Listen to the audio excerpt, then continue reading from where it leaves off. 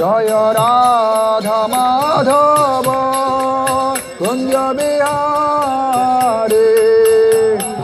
নিচের স্ট্যান্ডটা একটু ঘুরে বসান। যশোদানন্দন ব্রজ জনরঞ্জন যশোদানন্দন ব্রজ জনরঞ্জন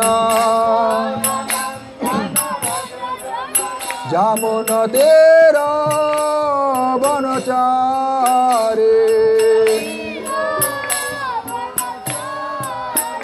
জয় রাধা মাধব কুঞ্জ বিহারে।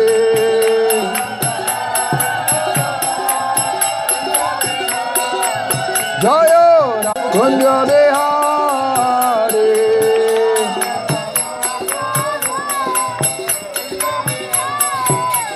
হরে কৃষ্ণ কৃষ্ণ কৃষ্ণ হরে হরে হরে রাম রাম রাম হরে হরে। সবাই জোরে জোরে জোরে হাতে তালি, জোরে সংকীর্তন। ঝম্পটা একটু জোরে বাঁধবে, ঝম্প জোরে।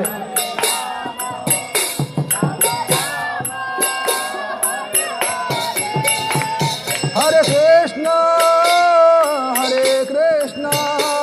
কৃষ্ণ কৃষ্ণ হরে হরে হরে রাম রাম রাম হরে হরে।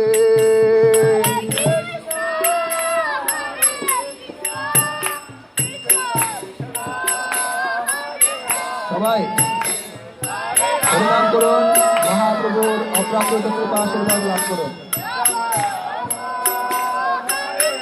হরে কৃষ্ণ কৃষ্ণ কৃষ্ণ হরে হরে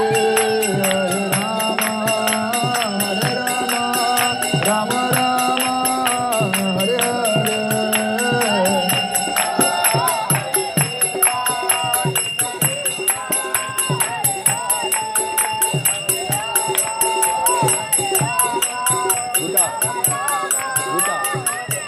হরে কৃষ্ণ কৃষ্ণ কৃষ্ণ হরে হরে হরে রাম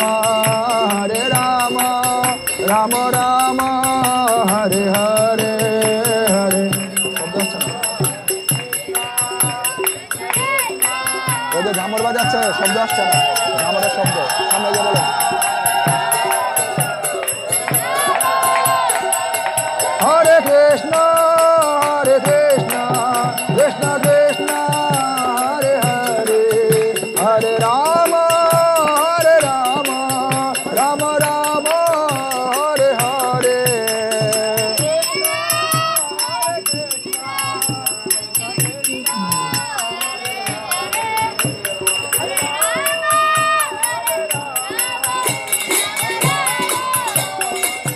জয় রাধা মাধব জয় রাধা মাধব রাধা মাধব জয় রাধা মাধব।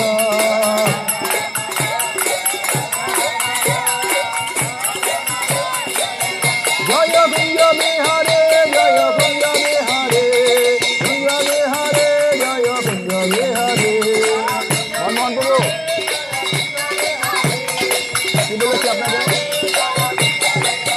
জয় গৌরানে জয় গৌরানে জয় গৌরানে জয় জয় গৌরানে জয়।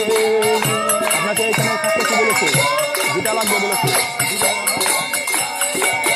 জয় জয় প্রভুপাদ প্রভুপাদ প্রভুপাদ প্রভুপাদ।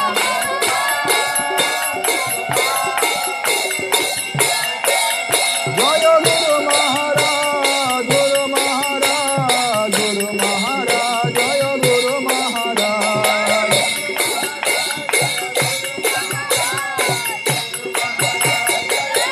নেতা গৌর হরি বল হরি বল হরি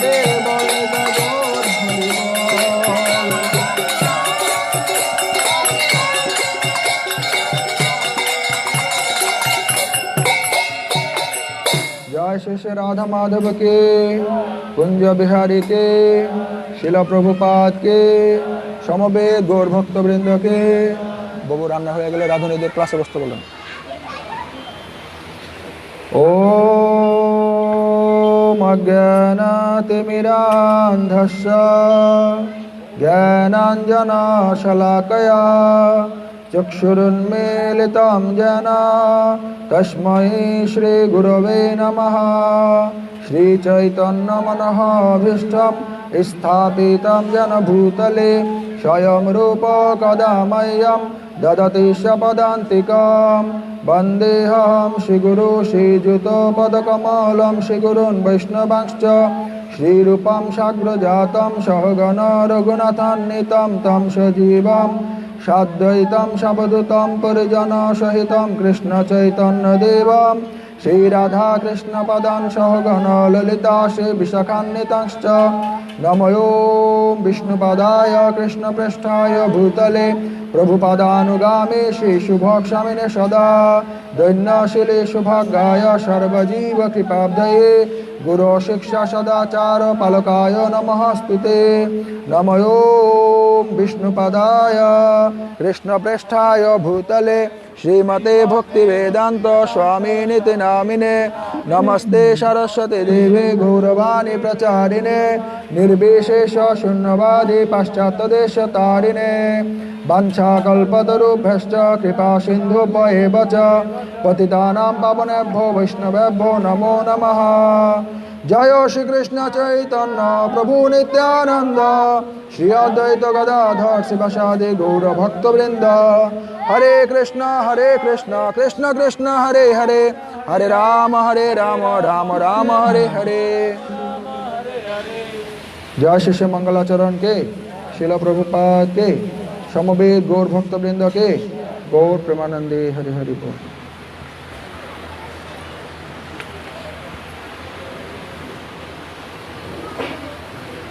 ओम नमो भगवते वासुदेवाय। ओम नमो भगवते वासुदेवाय। ভেতরে কোনো টুল আছে? টুল বা টেবিল আছে কিনা ভেতরে গীতা রাখার জন্য? ওম নমো ভগবতে বাসুদেবায়।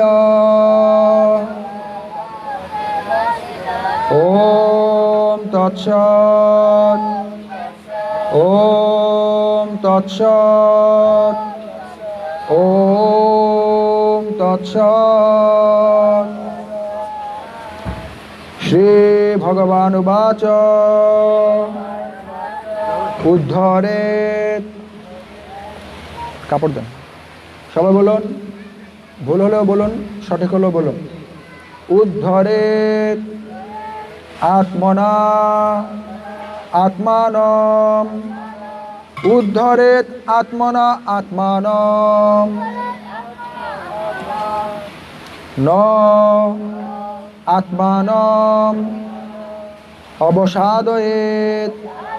न आत्मानम अवसादयेत।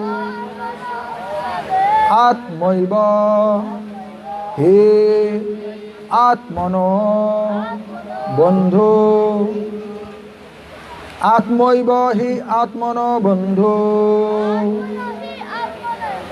आत्मा एव रिपु आत्मनः। आत्मा एव रिपु आत्मनः।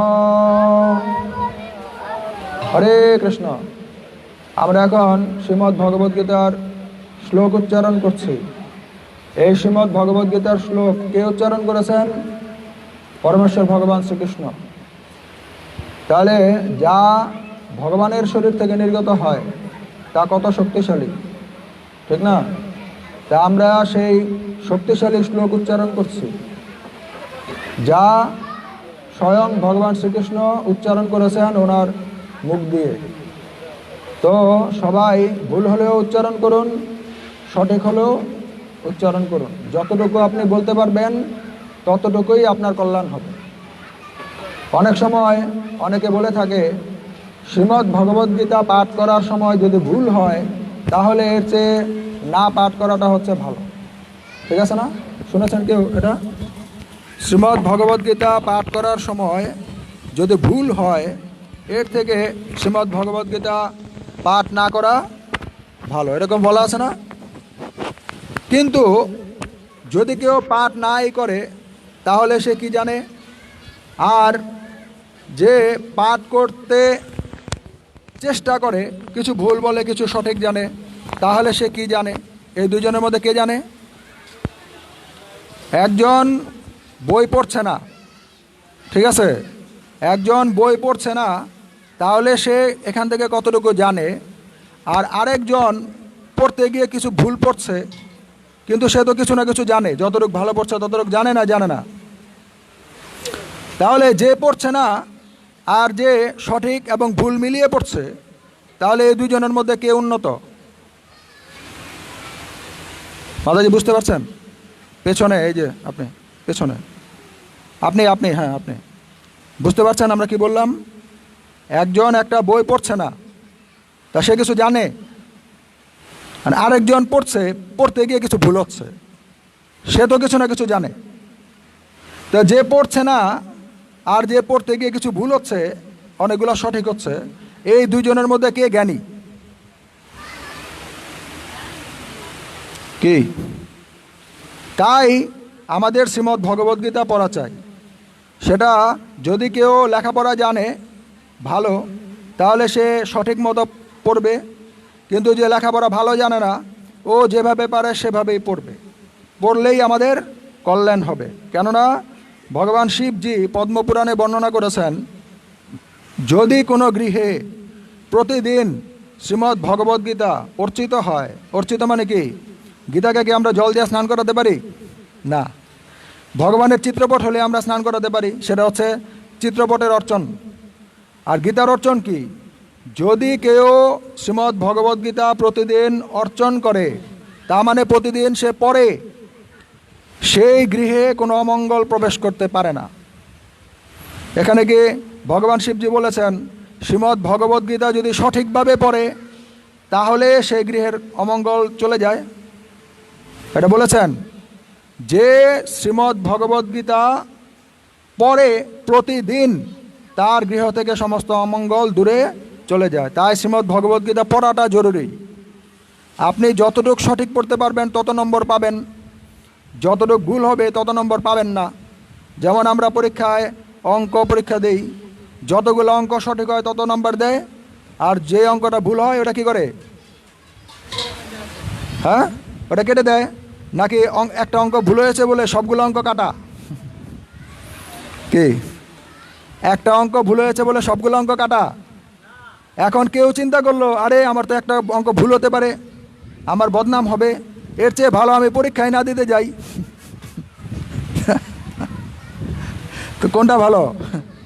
পরীক্ষা না দেয়া নাকি পরীক্ষা দিতে গিয়ে দুই একটা ভুল হলেও চলবে? কোনটা? কিন্তু যদি কেউ সবগুলো ভালো করতে পারে, কোনো ভুল হচ্ছে না, তাহলে সবচেয়ে ভালো। ঠিক আছে না? এরকমভাবে আমাদের শ্রীমদ্ ভগবদ্গীতা পড়তে হবে। যারা লেখাপড়া ভালো জানে তারা সঠিকভাবে পড়বে, যারা লেখাপড়া ভালো জানে না, ও নিজের নামটা ভালো করে লিখতে পারে না, ও কি সঠিকভাবে পড়তে পারবে? সে মাঝে মাঝে ভুল করে পড়বে, কোনো সমস্যা নাই। যেমন আমাদের সব সময় মনে রাখতে হবে আমাদের সঙ্গে ভগবানের সম্পর্ক কী। শ্রীমদ্ ভগবদ্গীতায় কৃষ্ণ বলেছেন, অর্জুন বলেছেন, কৃষ্ণ হচ্ছেন আমাদের পরম পিতা। তাহলে কৃষ্ণের সঙ্গে আমাদের সম্পর্ক কি? কৃষ্ণ হচ্ছেন আমাদের বাবা, ঠিক না? এখন কোনো সন্তান যদি থাকে, ও বাবাকে বাবা বলতে পারে না, কি বলে? বা বা। আছে না এরকম? আমরা সবাই তো এরকম স্তরে ছিলাম, যখন আমরা বাবাকে কি বলতাম? বা। তো বাবাকে আমাদের লাঠিতে পেটাতো, সে কি করতো?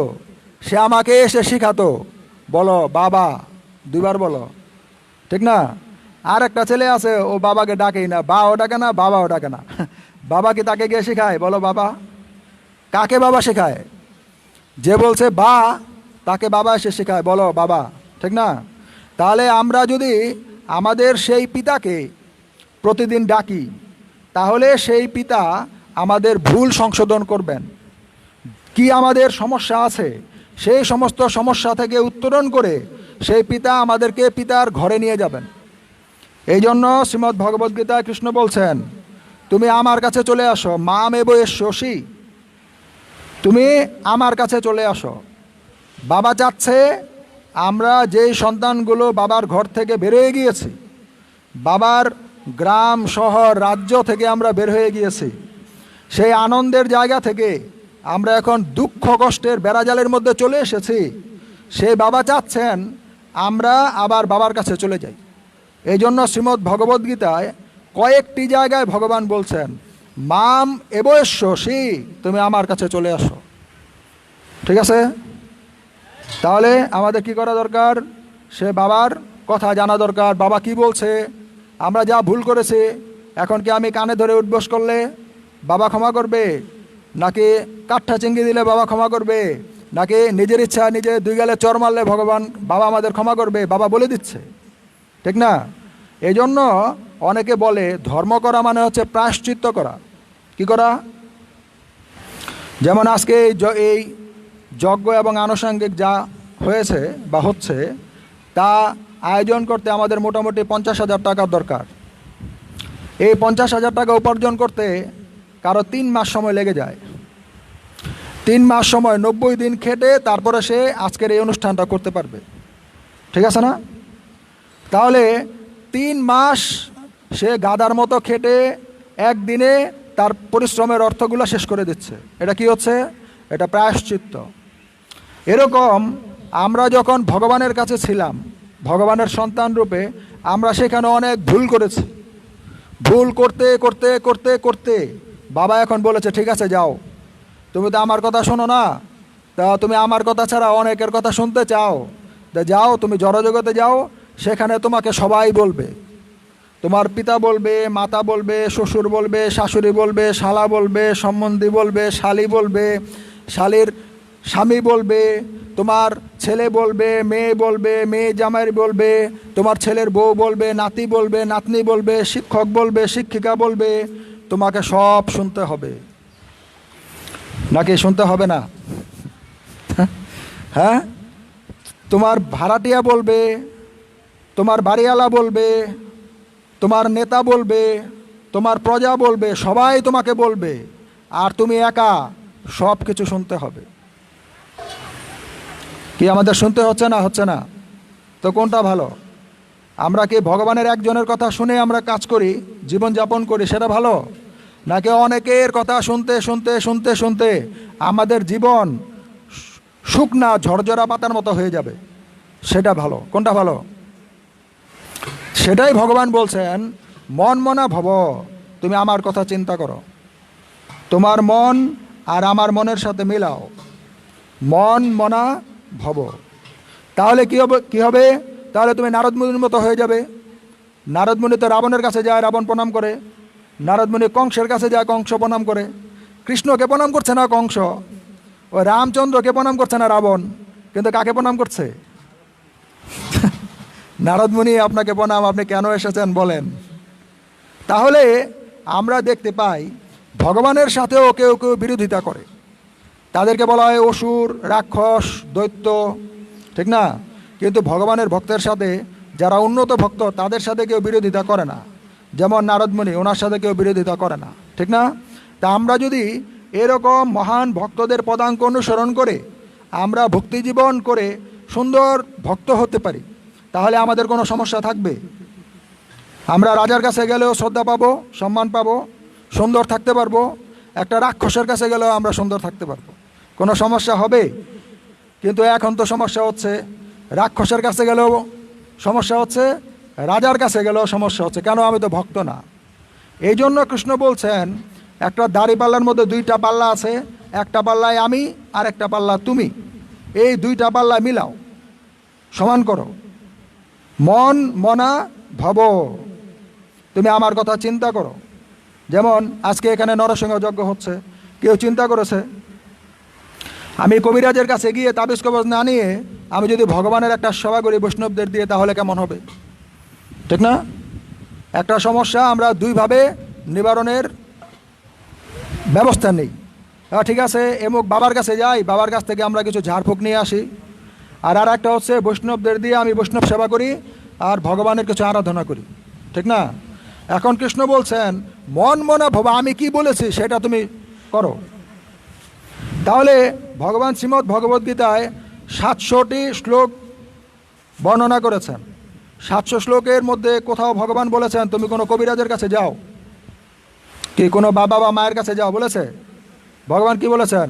সর্বধর্মান পরিত্যাজ্য মাম একম শরণং ব্রজ, তুমি আমার একার কাছে আসো, তোমার আর আমার মাঝখানে আর কেউ নাই। কেন? তুমি আমার শরীরের অংশ। আমরা কোত্থেকে সৃষ্টি হয়েছি? আমরা পরমেশ্বর ভগবান শ্রীকৃষ্ণের শরীর থেকে সৃষ্টি হয়েছি। তাই ভগবান বলছেন আমি হচ্ছি পূর্ণ, তুমি আমার অংশ, তোমার আর আমার মাঝখানে আর কেউ নাই। সুতরাং তোমার আর আমার মাঝখানে যদি আর কোনো ধর্ম আসে যা আমাদের মিলিত হওয়ার জন্য বাধা, তুমি সেই সমস্ত ধর্ম ছেড়ে দাও। আর মাম একম শরণং ব্রজ, তুমি আমার কাছে চলে আসো। তাহলে কি হবে?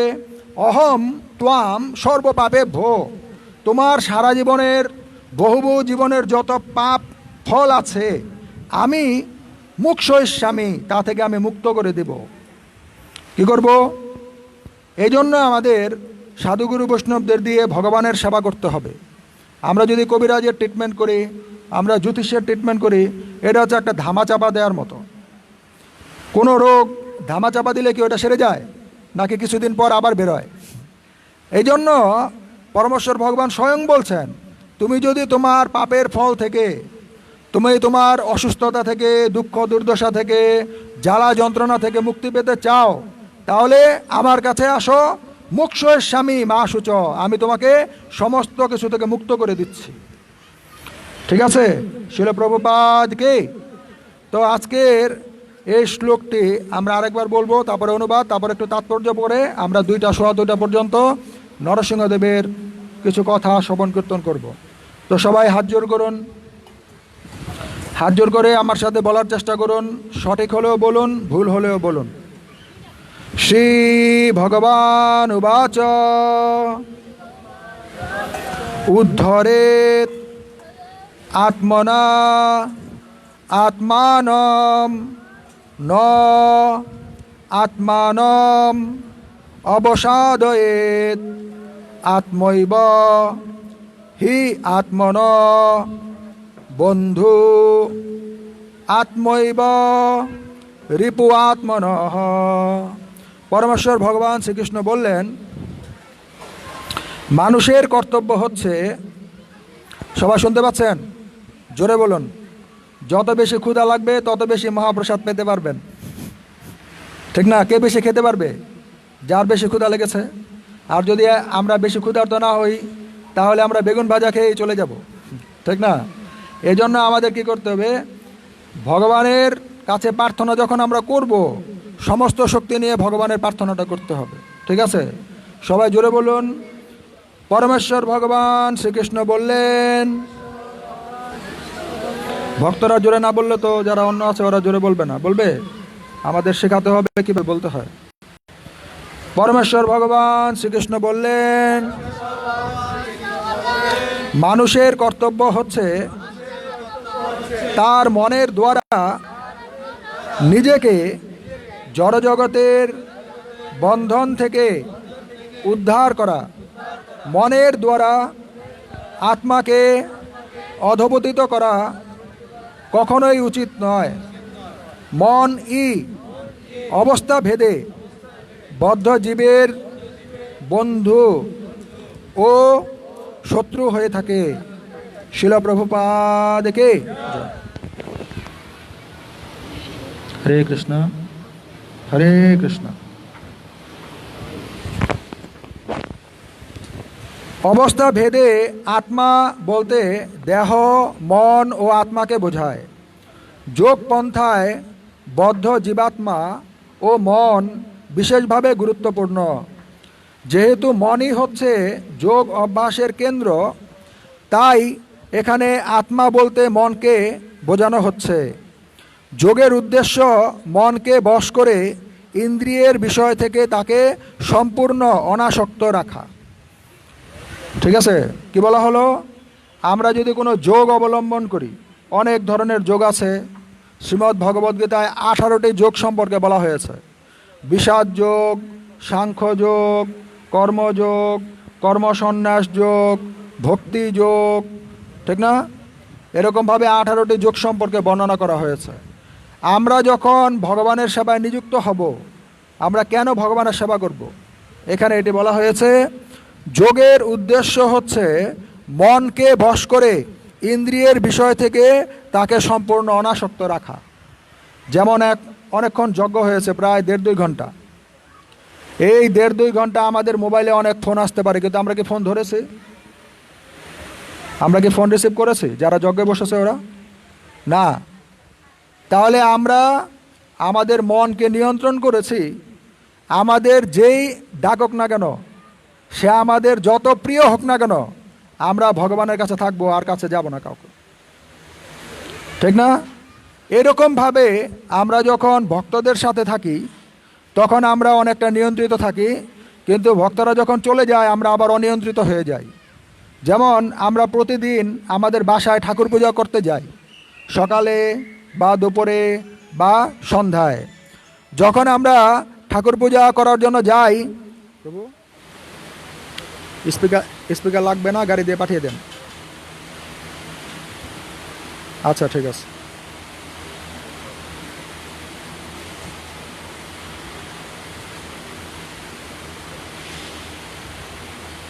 আচ্ছা, দেব না, ঠিক আছে। যখন আমরা আমাদের সিংহাসনে পূজা দিতে যাই বা ভগবানের সেবা করতে যাই, তখন আমাদের ফোন আসে না? আসে না? তা আমরা কি ভগবানের পূজা দেই নাকি ফোনে আগে কথা বলি? এখানে আমরা বিয়োগ হয়ে যাচ্ছি। ভগবান আর মায়া আমাদের টানছে জড়জগতে, আর ভগবান টানছে চিন্ময় জগতে। এই জন্য ভগবানের হাতে হচ্ছে বাঁশি, বংশী বদন, মুরলীধর, শ্যাম সুন্দর, নটবর, সবগুলো নামই খুব আনন্দদায়ক। হ্যাঁ, বংশী বদন, যে বাঁশি বাজায় তখন কি অন্য কারো মন ভালো থাকে না খারাপ থাকে? এখন যদি এখানে কেউ বাঁশি বাজায় তা আমাদের মন ভালো থাকবে না খারাপ থাকবে? তো ভগবানের নাম হচ্ছে বংশী বদন। উনি বাঁশি বাজাচ্ছেন কেন? আমাদের মন খারাপ রাখার জন্য নাকি ভালো রাখার জন্য? ঠিক না? আর মায়া, দুর্গাদেবীর হাতে বাঁশি আছে। দুর্গাদেবীর হাতে কি আছে বলেন? সমস্ত ধরনের অস্ত্র, যা স্পর্শ হওয়া মাত্রই আমরা যমের দুয়ারে চলে যেতে পারি। এখন আমাদের রান্নাঘরে কিছু ভক্ত সেবা করছে, ঠিক না? ওইখানে দাও আছে, বটি আছে, চাকু আছে, লার্কি কাটার জন্য কুড়ালও থাকতে পারে, ঠিক না? আবার চুলার মধ্যে এখন জ্বলন্ত কাঠ আছে। এখন ওরা যদি এগুলো নিয়ে এখানে আসে, তখন কি আমরা আনন্দ পাবো না ভয় পাবো? কী পাবেন? রান্নাঘরে যারা সেবা করছে ওদের এখানে দা, বটি, ছুরি, জ্বলন্ত কাঠ, লার্কি এগুলো আছে না? এখন যদি ওরা 2 হাতে করে এগুলো নিয়ে আমাদের কাছে চলে আসে এখানে, তা আমরা কি আনন্দ পাবো না ভয় পাবো? তো দুর্গাদেবী 10 হাতে কি নিয়ে আসছে? দুর্গাদেবী 10 হাতে কি নিয়ে আসছেন আমাদের কাছে? এটা কেন আনন্দ দেওয়ার জন্য না ভয় দেখানোর জন্য? কেন? তাড়াতাড়ি এখান থেকে যা। হ্যাঁ, দুর্গাদেবী বলছে জড়জগৎ থেকে তাড়াতাড়ি চলে যাও। আমরা সেটা বুঝছি না। আমরা দুর্গা পূজা করে দুর্গাদেবীকে বলছি আমি আরও বেশি করে এখানে থাকতে চাই, আমাকে সুন্দরী পত্নী দাও, সুন্দর স্বামী দাও, আমাকে অনেক বড় সার্টিফিকেট দাও, আমাকে 10টা বিল্ডিংয়ের মালিক বানাও, আমাকে ভোটে পাশ করাও। তাহলে কি হবে? আমি কি এই জড়জগতে থাকবো না এখান থেকে চলে যাব? দুর্গাদেবী ভয়ঙ্কর রূপ নিয়ে আসছে যাতে আমরা এখান থেকে চলে যাই, আর কৃষ্ণ আমাদেরকে আনন্দ দিচ্ছে তোমরা এখানে চলে আসো চিন্ময় জগতে। তা আমরা সিংহাসনে গেলে কৃষ্ণকে ভুলে যাই, এখান থেকে চলে আসি পান খাওয়ার জন্য। যারা পান খায়, যদি অনেকক্ষণ সেবা পূজা দেয়, ওদের জিহ্বার মধ্যে সমস্যা হয়ে যায়, তখন ওরা একটা পান খায়, মাঝখানে ব্রেক, এ পান খেয়ে তারপর আবার সিংহাসনে পূজা দিতে যায়। কেউ দেখেছেন এরকম? আমরা নগর সংকীর্তনে বিভিন্ন জায়গায় যাই। আমরা এক বাসায় দেখেছি গোপালকে অর্চন করানোর জন্য সব কিছু সিংহাসনের সামনে, যিনি পূজা দিচ্ছেন তিনিও সিংহাসনের সামনে আসনে বসা। গোপালকে স্নান করানোর জন্য জামা কাপড় চুল সব কিছু খুলেছেন, গোপালের জল ঢেলে পরিষ্কারও করেছেন, কিন্তু চন্দন দিয়ে তো আবার সাজাতে হবে, আবার পোশাক পরাতে হবে, ফুলের মালা পরাতে হবে, চুল পরাতে হবে। কিন্তু কিছু সময় যাওয়ার পর ওনার জিহ্বাটা ঝাঁঝা করছে, এই জন্য ওইখানে উনি পানের বাটা এনেছেন। কোন জায়গায়? ভগবানের সিংহাসনের সামনে। পানের বাটা খুলে পান চাবাচ্ছেন আর ভগবানের চন্দন করছেন। দেখুন এটা কি যোগ না বিয়োগ? এটা কি হলো, যোগ না বিয়োগ? সেরকমই আমরা যদি, শোনা যাচ্ছে না? সেরকমই আমরা সিংহাসনে পূজা দেওয়ার সময় আমরা ভগবানের কাছে যাচ্ছি। এখন আমি আর শ্রী ভগবান আছেন, ভগবানের কাছে আমি প্রার্থনা করব উনি যেন আমাকে এখান থেকে উপযুক্ত সময়ে তাড়াতাড়ি নিয়ে যায়, যাতে আমাকে আর এখানে না আসতে হয়। এখন এই প্রার্থনাটা করার সময়, সম্পর্কটা স্থাপন করার সময় কেউ আমাকে ডাকছে, সেটা বলতে পারে কি গো তুমি শোনো না কেন, ঠিক না? কেউ বলতে পারে বাবা আমার কলেজের বিলটা দিলা না, ঠিক আছে না? কেউ বলতে পারে ট্রিং ট্রিং। কি করার জন্য? যোগ না বিয়োগ? এই জন্য যখন আমরা ভগবানের উপাসনা করব তখন আমাদের এই সমস্ত ব্যবস্থাপনা আমাদের করে রাখতে হবে, যাতে আমরা ভগবানের কাছে গিয়েছি তো ভালো মতো প্রার্থনা করতে পারি, ভগবানের কাছে গিয়েছি তো ভগবানের আশীর্বাদটা নিয়ে নিতে পারি, ভগবানের কাছে যাচ্ছি প্রতিদিন আধা ঘন্টা 1 ঘন্টা করে, তো ভগবানের ঘরে যেন একবারে চলে যেতে পারি, সেখান থেকে আর এখানে না আসতে হয়, ঠিক আছে না? এই জন্য শ্রীমদ্ ভগবদ্গীতায় ভগবান একটা যোগ বর্ণনা করেছেন, তার নাম কি? ভক্তি যোগ। কি নাম?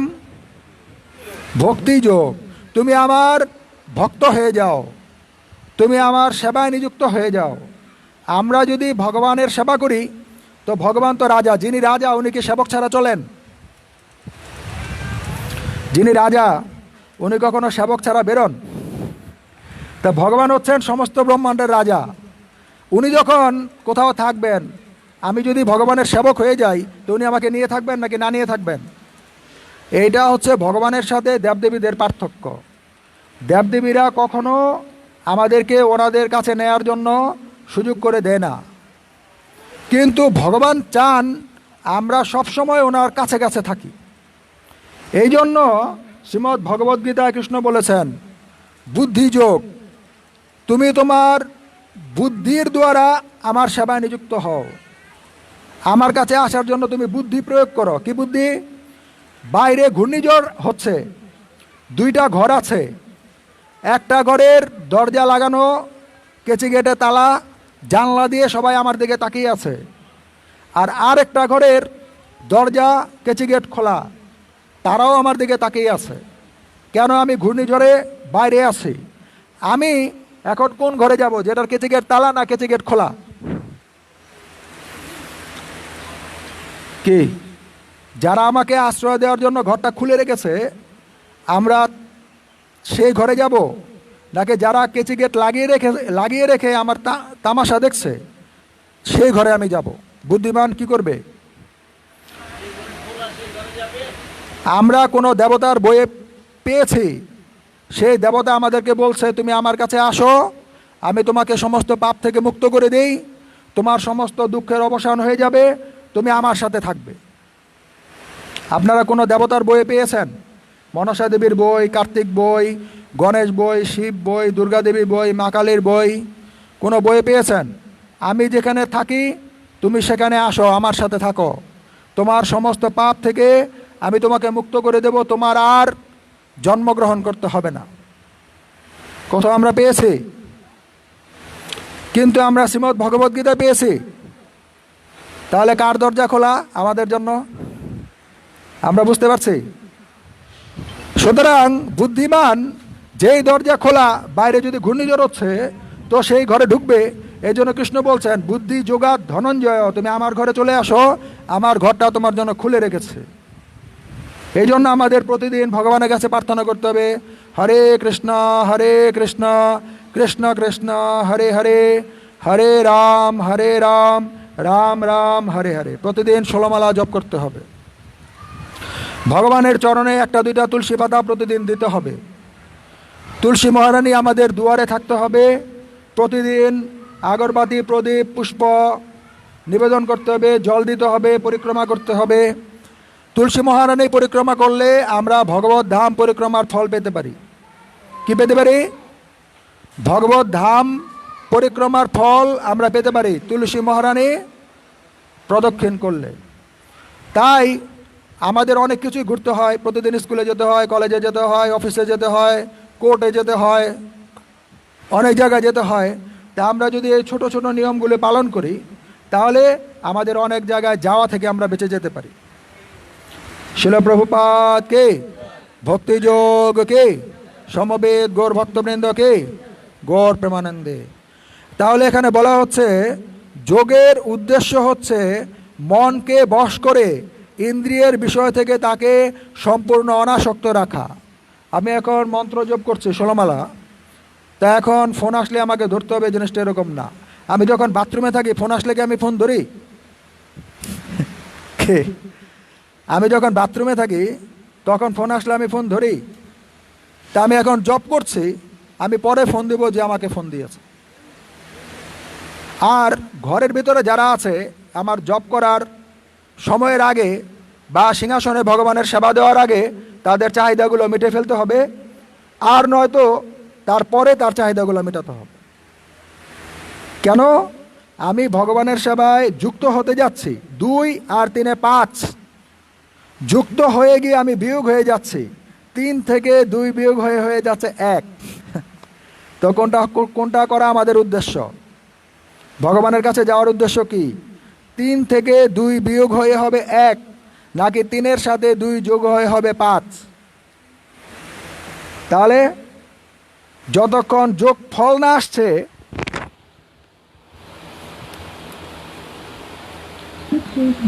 যতক্ষণ আমাদের যোগ ফল না আসছে, ততক্ষণ পর্যন্ত আমাদেরকে কি করতে হবে?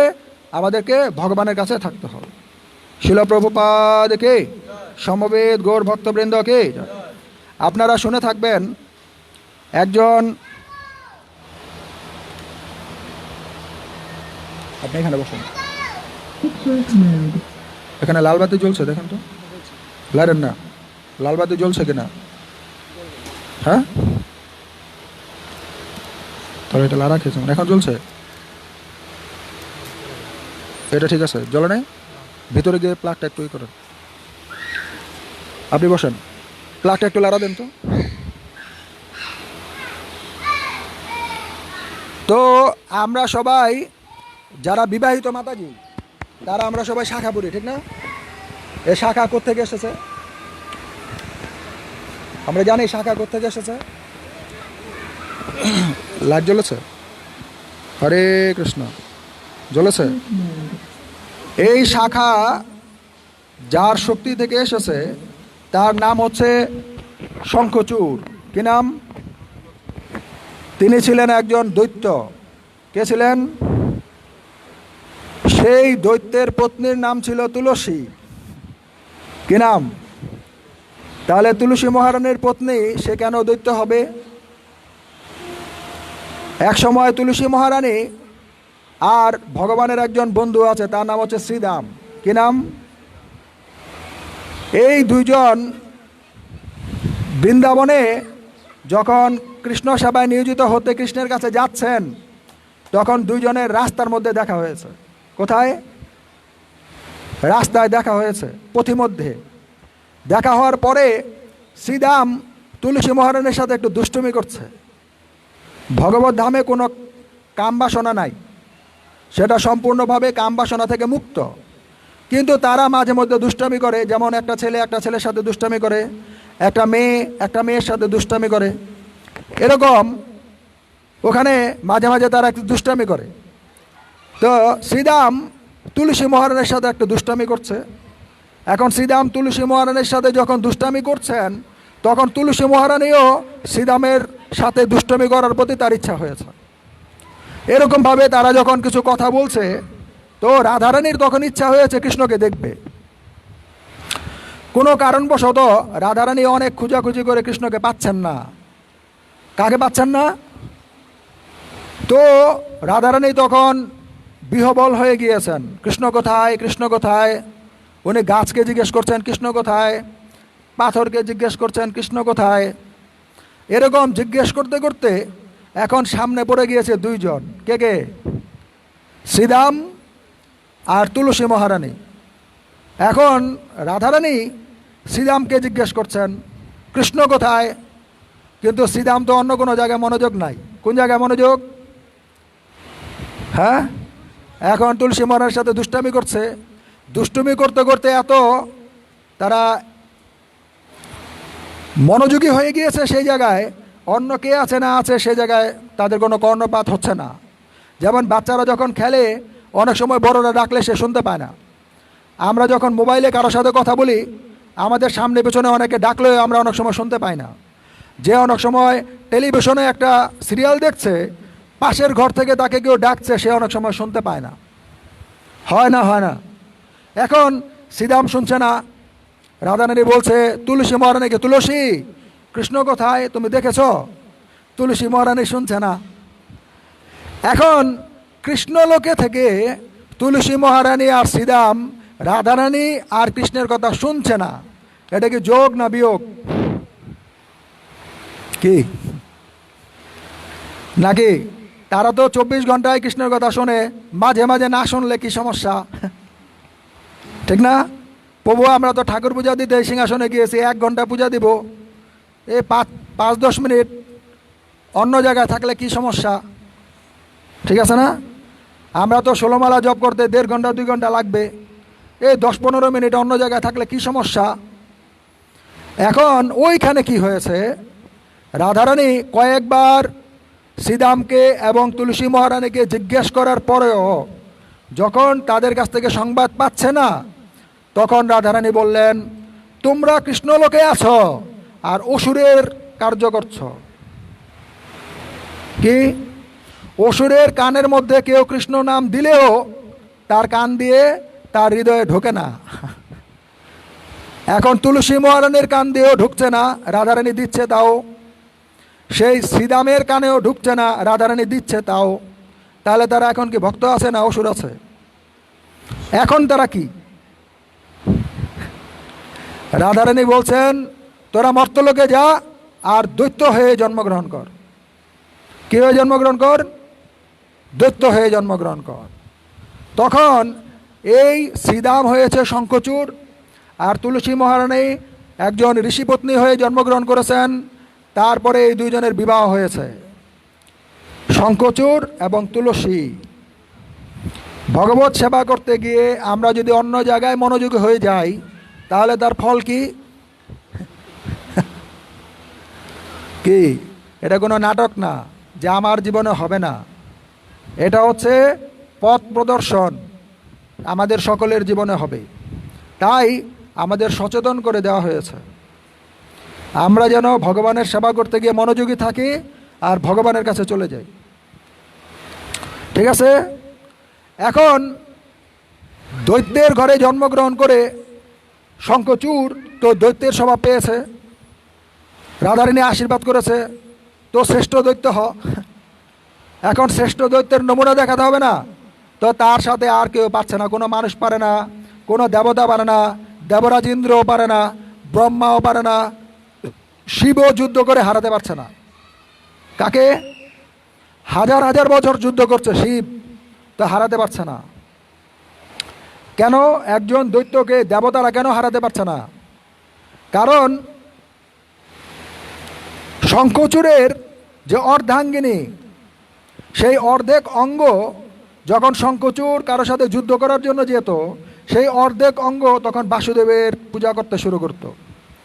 যতক্ষণ পর্যন্ত না শঙ্খচূড় যুদ্ধ থেকে এসে আবার তুলসী মহারানীকে ডাক দিত দরজায় নক করে, ততক্ষণ পর্যন্ত তুলসী মহারানী না রান্না করতো, না ঘুমাতো, না বিশ্রাম করতো, না কারোর সাথে কথা বলতো, কিচ্ছুই করতো না। সে কি করতো? ওম নমো ভগবতে বাসুদেবায়। সে ভগবানের নামকে আশ্রয় করেছে। তো ভগবান বলেছে যে আমাকে আশ্রয় করে তার কোনো ক্ষতি হয় না। তো তুলসী মহারানী ভগবানের নামকে কেন আশ্রয় করেছে? তার স্বামীর কল্যাণের জন্য। এই জন্য স্বয়ং শিব সংহারকর্তাও তখন তাকে মারতে পারছে না। কাকে? তো আপনি শিবের কাছে যাবেন সেটা বড়, নাকি হরিনাম করবেন হরে কৃষ্ণ কৃষ্ণ কৃষ্ণ হরে হরে, হরে রাম রাম রাম হরে হরে, সেটা বড়? কোনটা বড়? তুলসী মহারানী আমাদেরকে শিখাচ্ছেন আমার স্বামী যুদ্ধ করতে গিয়েছে, শিব মুহূর্তের মধ্যেই তাকে শেষ করে দিতে পারে, কিন্তু আমি ভগবানের নাম করছি, আমার স্বামীর কিছুই করতে পারছে না। হাজার হাজার বছর শিব যুদ্ধ করছে, তার ত্রিশূল শরীরে ঢুকাচ্ছে কিন্তু ঢুকছে না। এখন সন্ধ্যার পরে তো যুদ্ধ হয় না। শিব গিয়েছে কৃষ্ণের কাছে, প্রভু এই দৈত্যের তো কিছু করতে পারছে না, ওখানে নাড়াতেও পারছে না ওকে, তো এখন আপনি কিছু করেন। তখন ভগবান কৃষ্ণ বললেন ঠিক আছে তুমি যুদ্ধ চালাও, আমি ব্যবস্থা করছি। তখন তুলসী মহারানীর ঘরে কৃষ্ণচন্দ্র গিয়েছেন শঙ্খচূড়ের বেশ ধরে, দরজা টোকা দিয়েছেন, শঙ্খচূড়ের কণ্ঠে উনি ডেকেছেন তুলসী, আর তুলসী মহারানীর ধ্যান ভেঙে গেছে। কেন তুলসী মহারানীকে ডেকেছে গে? তার স্বামী। এখন যুদ্ধ শেষ, ঘরে ফিরে এসেছে, এখন আমাকে স্বামী সেবা করতে হবে। এখন আমার স্বামীর আর ভয় নাই, আমি ভগবানের নামকে আশ্রয় করেছি, ভগবান আমার স্বামীকে সুরক্ষা করেছে, ঠিক আছে না? এখন উনি ভগবানের নামকে সমাপ্ত করে দরজা খুলে শঙ্খচূড়ের সেবা করছে। সেটা কি শঙ্খচূড় নাকি অন্য কেউ? ভগবান যখন নামকে আশ্রয় ছেড়ে সে ভগবানের সেবা করছে, তখনই ভগবান শিব শঙ্খচূড়ের শরীরের ভিতরে ঢুকে দিল কি? ত্রিশূল। শঙ্খচূড় শেষ। তো এখানে আমরা কি দেখতে পাচ্ছি? তুলসী মহারানী যখন ভগবানের নামকে আশ্রয় করেছে তখন ভগবানের আশ্রয় ছিল, আর তুলসী মহারানী যখন ভগবানের পা টিপছে শঙ্খচূড় রূপে, তখনও ভগবানের সেবাই করছে। একটা হচ্ছে নাম সেবা, আর একটা হচ্ছে স্বয়ং ভগবানের সেবা। যতক্ষণ তুলসী মহারানী ভগবানের সেবা করেছে নাম সেবার মাধ্যমে, ততক্ষণ শিব ঢুকাতে পেরেছে? আর যখন সে ভগবানের পা টিপছে তখন শঙ্খচূড় শেষ। তাহলে ভগবানের সেবা করার থেকে ভগবানের নাম জপ করা, সংকীর্তন করা বেশি গুরুত্বপূর্ণ না কম গুরুত্বপূর্ণ? হ্যাঁ, হরে কৃষ্ণ কৃষ্ণ কৃষ্ণ হরে হরে, হরে রাম রাম রাম হরে হরে। আমরা অনেক সময় ভক্তরাও বাসায় 56 ভোগের আয়োজন করি, ভোগের আয়োজন করতে গিয়ে হরিনাম জপ হয়নি, হচ্ছে না আমাদের সেবাটা। আমাদের সেবা হচ্ছে নাম বিনা কলিকালে নাহি কোনো ধর্ম। যার নাম জপ হচ্ছে না তার কোনো ধর্মই হচ্ছে না।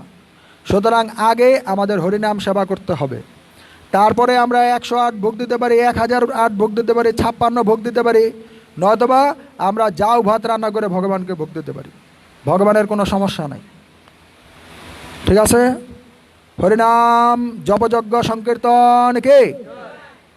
সংকীর্তনকারী গৌর ভক্তবৃন্দ কে? ভগবানের করুণা প্রার্থনা কে? জয়।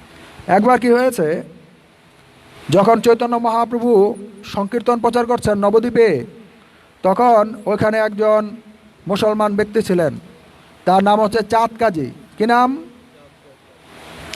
চাঁদ কাজী এসে শ্রীবাস ঠাকুরের আঙিনায় যখন সন্ধ্যাবেলা শ্রীবাস ঠাকুর হরিনাম সংকীর্তন করবেন, তখন চাঁদ কাজী এসে বাধা দিয়েছে, এই তোমরা আমার রাজ্যে এই ঢোল ঢাক্কর বাজিয়ে হইচই করতে পারবে না।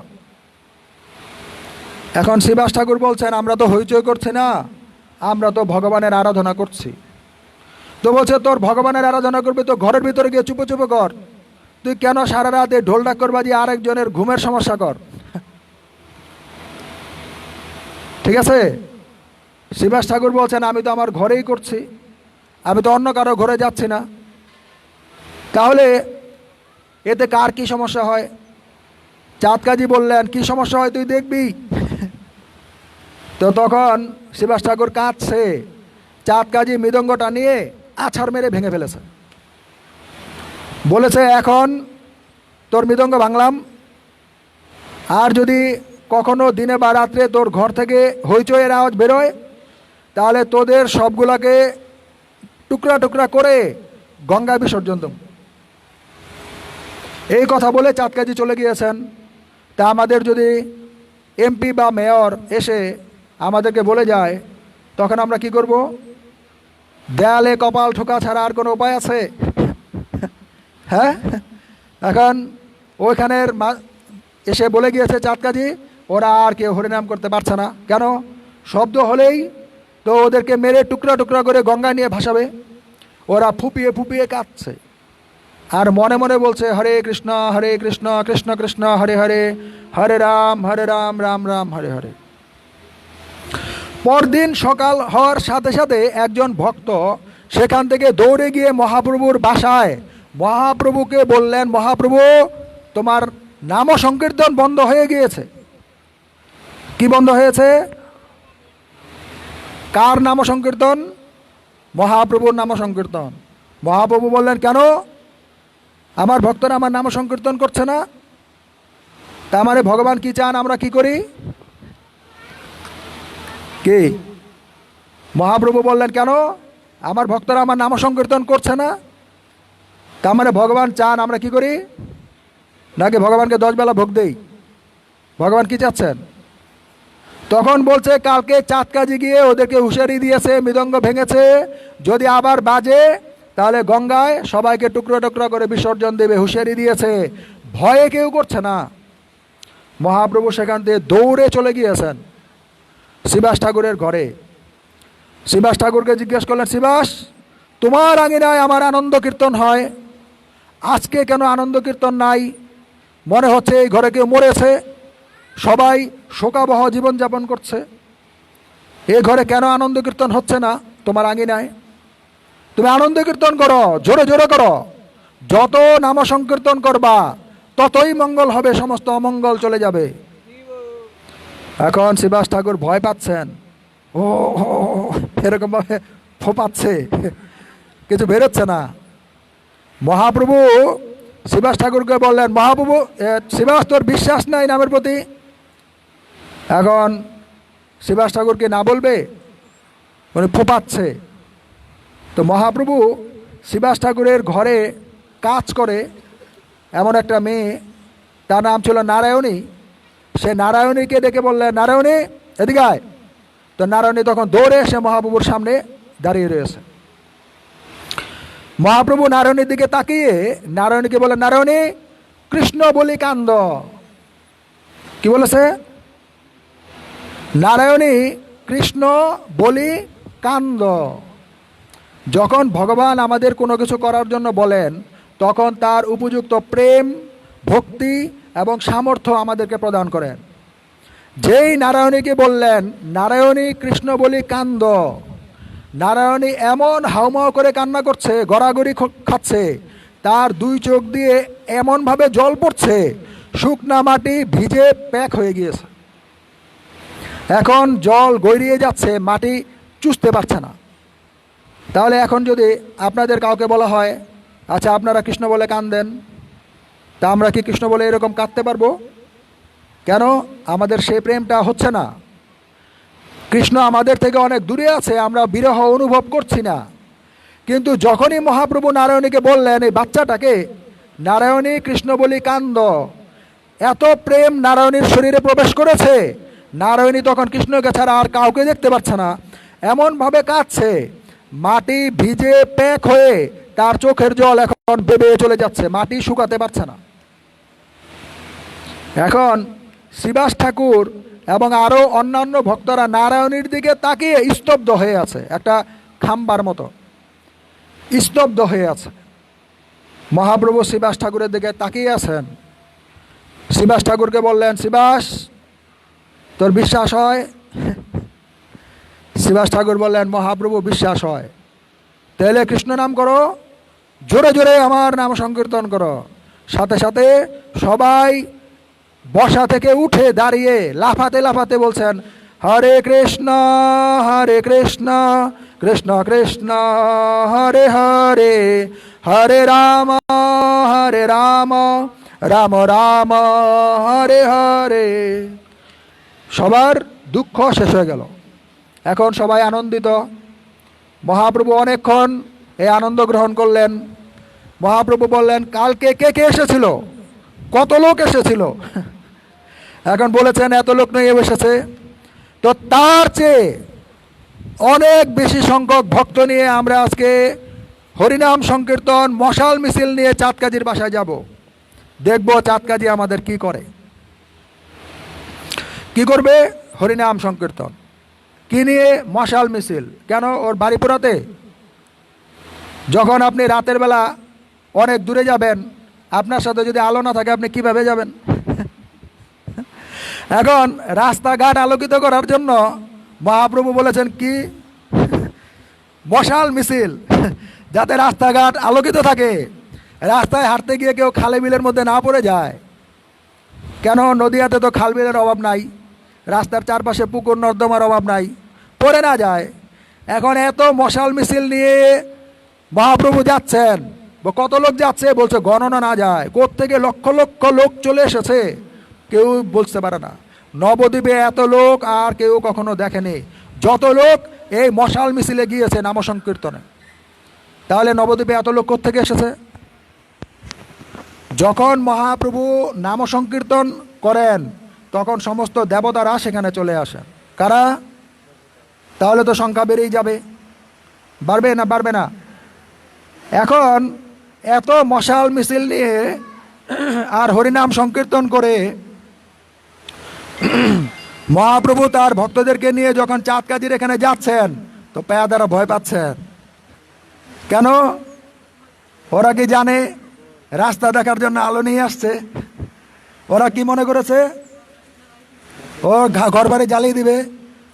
তো চাঁদকাজিকে গিয়ে বলছে, হুজুর ওরা এত মশাল নিয়ে আসছে, এই মশালগুলো যদি আপনার ঘরের মধ্যে ছড়ে আমাদের একটা লাশ আর বেরোবে না, আমাদের কবরও হবে না, আমরা হিন্দুদের মতো চিতায় জ্বলে পুড়ে মরবো। বুঝছেন? ভক্তদেরকে ভয় হচ্ছে, যারা মশাল মিছিলে অংশগ্রহণ করেছে ওরা কি পাচ্ছে? আনন্দ। আর অসুরেরা কি পাচ্ছে? ভয়। কাজ তো একটাই হচ্ছে, ওরা কি দা নিয়েছে না বই নিয়েছে না বন্দুক নিয়েছে না কামান নিয়েছে, কিছু নিয়েছে? তো ওরা ভয় পাচ্ছে কেন? হরিনামটা এমনই একটি বিষয়, মহাপ্রভুর নাম এমনই একটি বস্তু, যদি এটিকেও করে ভক্তদের হৃদয়ে অনুভব হবে আনন্দ, আর অভক্তদের হৃদয়ে আনন্দ হবে ভয়।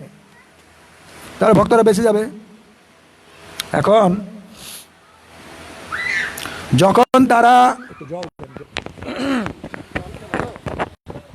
যখন তারা চাঁদকাজির ঘরের সামনে এসেছেন, চাঁদকাজি দরজা খুলে বেরিয়েছেন, মহাপ্রভু দুই হাত দিয়ে ভক্তদের আটকিয়েছেন, তোমরা কেউ যাবে না, এই ঘরে আমি একা যাব। শত্রুদের ঘরে অনেক শত্রু আছে, সে ঘরে কেউ একা যায়? মহাপ্রভু বলছেন তোমরা কেউ যাবে না, এই ঘরে আমি একা যাব। তো মহাপ্রভু চাঁদকাজির ঘরে ঢুকেছেন, সেখানে অনেক কথাবার্তা হচ্ছে। মহাপ্রভু জিজ্ঞেস করছেন, তোমরা কেন গরুর মাংস খাও? কি জিজ্ঞেস করলেন? তোমরা গো মাংস কেন খাও? তো চাঁদকাজি মহাপ্রভুকে উত্তর দিলেন, তোমার বেদেতে আছে গোবধের বাণী।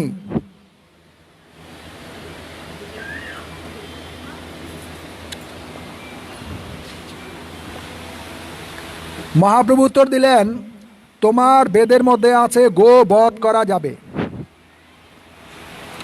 অতএব গো বধ করে বড় বড় মুনি। তো তোমাদের যারা বড় বড় ঋষি আছে, মুনি আছে, তারাও গো হত্যা করছে, তা আমি হত্যা করলে কি সমস্যা? তোমার বেদে দেয়া আছে গোবধ করা যাবে, তোমাদের মুনি ঋষিরা ভক্তরাও গোবধ করছে, তা আমি যদি গোবধ করে তার মাংস খাই তাহলে কি সমস্যা হচ্ছে? ঠিক আছে না? তখন মহাপ্রভু বললেন, তোমরা জিয়াইতে নার বধমাত্র সার। মহাপ্রভু বললেন, তোমরা গরুকে জীবন দান করতে পারো না, মেরেই খালাস। এই কথার অর্থ কি? আমরা কাউকে একটা মাছকে হত্যা করি তো কি ওর কি আমরা প্রাণ দিয়ে দিচ্ছি? আমরা একটা মুরগিকে হত্যা করছি, একটা ছাগলকে, একটা গরুকে হত্যা করছি, তো ওকে আবার কি জীবন দিয়ে দিচ্ছি? তো মহাপ্রভু বললেন, তোমরা জিয়াইতে নারো, তোমরা জীবন দিতে পারো না, বধমাত্র সার, এটাকে হত্যা করেই তোমরা চলে যাও, নরক হইতে তোমার নাহিক নিস্তার। তাহলে আমাদেরকে কোথায় যেতে হবে মরার পরে? নরক হইতে তোমার নাহিক নিস্তার। আগের দিনে এরকম, তখন তো এখন হাল চাষ করার জন্য ট্রাক্টর ছিল না, ছিল তখন তারা বলদ দিয়ে হাল চাষ করাতো, ঠিক না? এরকম যখন কোনো আবার গাভী থাকতো, তারা দুধ দিত, সন্তান উৎপাদন করত। এখন যদি গাভী উৎপাদন বন্ধ হয়ে যায় তো সেখানে দুধযুক্ত জিনিসপত্র মার্কেটে পাওয়া যাবে না। আর যদি বলদ উৎপাদন বন্ধ হয়ে যায় তাহলে সেখানে মাঠে হাল চাষ করা যাবে না, ঠিক না? এই জন্য যখন মাঝে মাঝে গাভী সন্তান উৎপাদন করতে অসমর্থ হয়ে যেত কোনো রাজ্যে, তখন বড় বড় মুনি ঋষিদেরকে এনে গোমেদ যজ্ঞ করা হতো। কি যজ্ঞ? গোমেদ যজ্ঞ। মন্ত্র উচ্চারণের দ্বারা সেই অসুস্থ বা বৃদ্ধ গাভীর বা বলদের দেহ থেকে তার আত্মাটাকে আলাদা করা হতো। আত্মাটাকে আলাদা করে সেই বৃদ্ধ অসুস্থ অসামর্থ্য দেহটাকে তখন যজ্ঞের অগ্নিতে নিক্ষেপ করা হতো। আর মন্ত্র উচ্চারণের দ্বারা এখান থেকে আর একটা যুবক বা যুবতী দেহ বের করা হতো। কি করা হতো? এখান থেকে একটা যুবক বা যুবতী দেহ যজ্ঞ থেকে বের হতো, সেই আত্মাকে ওই শরীরের মধ্যে আবার ঢুকানো হতো। তাহলে এতে কি গাভীকে হত্যা করা হচ্ছে নাকি গাভীকে সুস্থ করা হচ্ছে? কি করা হচ্ছে? ওই বলদটাকে হত্যা করা হচ্ছে, তার মাংস খাওয়া হচ্ছে, নাকি তাকে একটা নতুন দেহ দেয়া হচ্ছে? কিন্তু আমরা কি দিতে পারি? আমরা দিতে পারি? মহাপ্রভু বলছেন, তোমরা জীবন দিতে পারো না, মেরেই খালাস, এটা চলবে না। নরক হইতে তোমার নাহিক নিস্তার। গো অঙ্গে যত লোম তত সহস্র বছর। যে একটা গরু হত্যা করে তাকে কতদিন নরকে থাকতে হবে? গো অঙ্গে যত লোম। একটা গরুর শরীরে কত লোম আছে? তত হাজার বছর। গো বধি, যে গো হত্যা করেছে, রৌরব মধ্যে পচে নিরন্তর, তাকে এতদিন নরকে থাকতে হবে। একটা গরু হত্যা করলে এরকম শাস্তি পেতে হবে। কে বলেছেন? স্বয়ং ভগবান। তো মুনি ঋষিরা গোবধ করেছে, তাই আমিও কি গিয়ে এখন গিয়ে আর একটা গরু বধ করব? কেন? তাহলে তার প্রাণটাও দিতে হবে। যদি প্রাণটা না দিতে পারি তাহলে গো অঙ্গে যত লোম তত সহস্র বছর আমাকে নরকে থাকতে হবে। ঠিক আছে? এখন চাঁদ কাজী বুঝে গেল তাকে আর গরু খাওয়া যাবে না।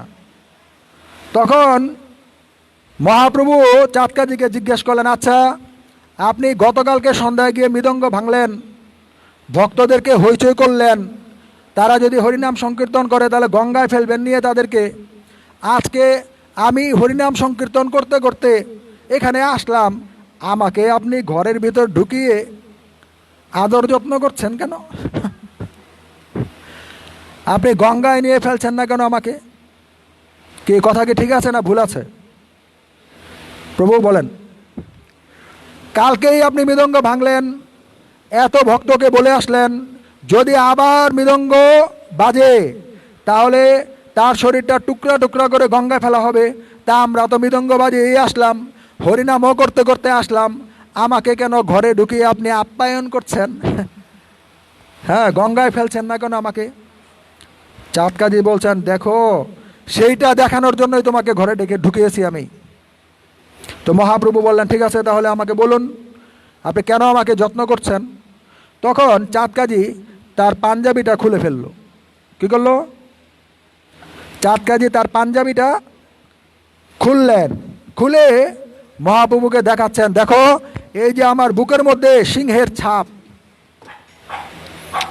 সিংহের থাবার ছাপ। কিসের ছাপ?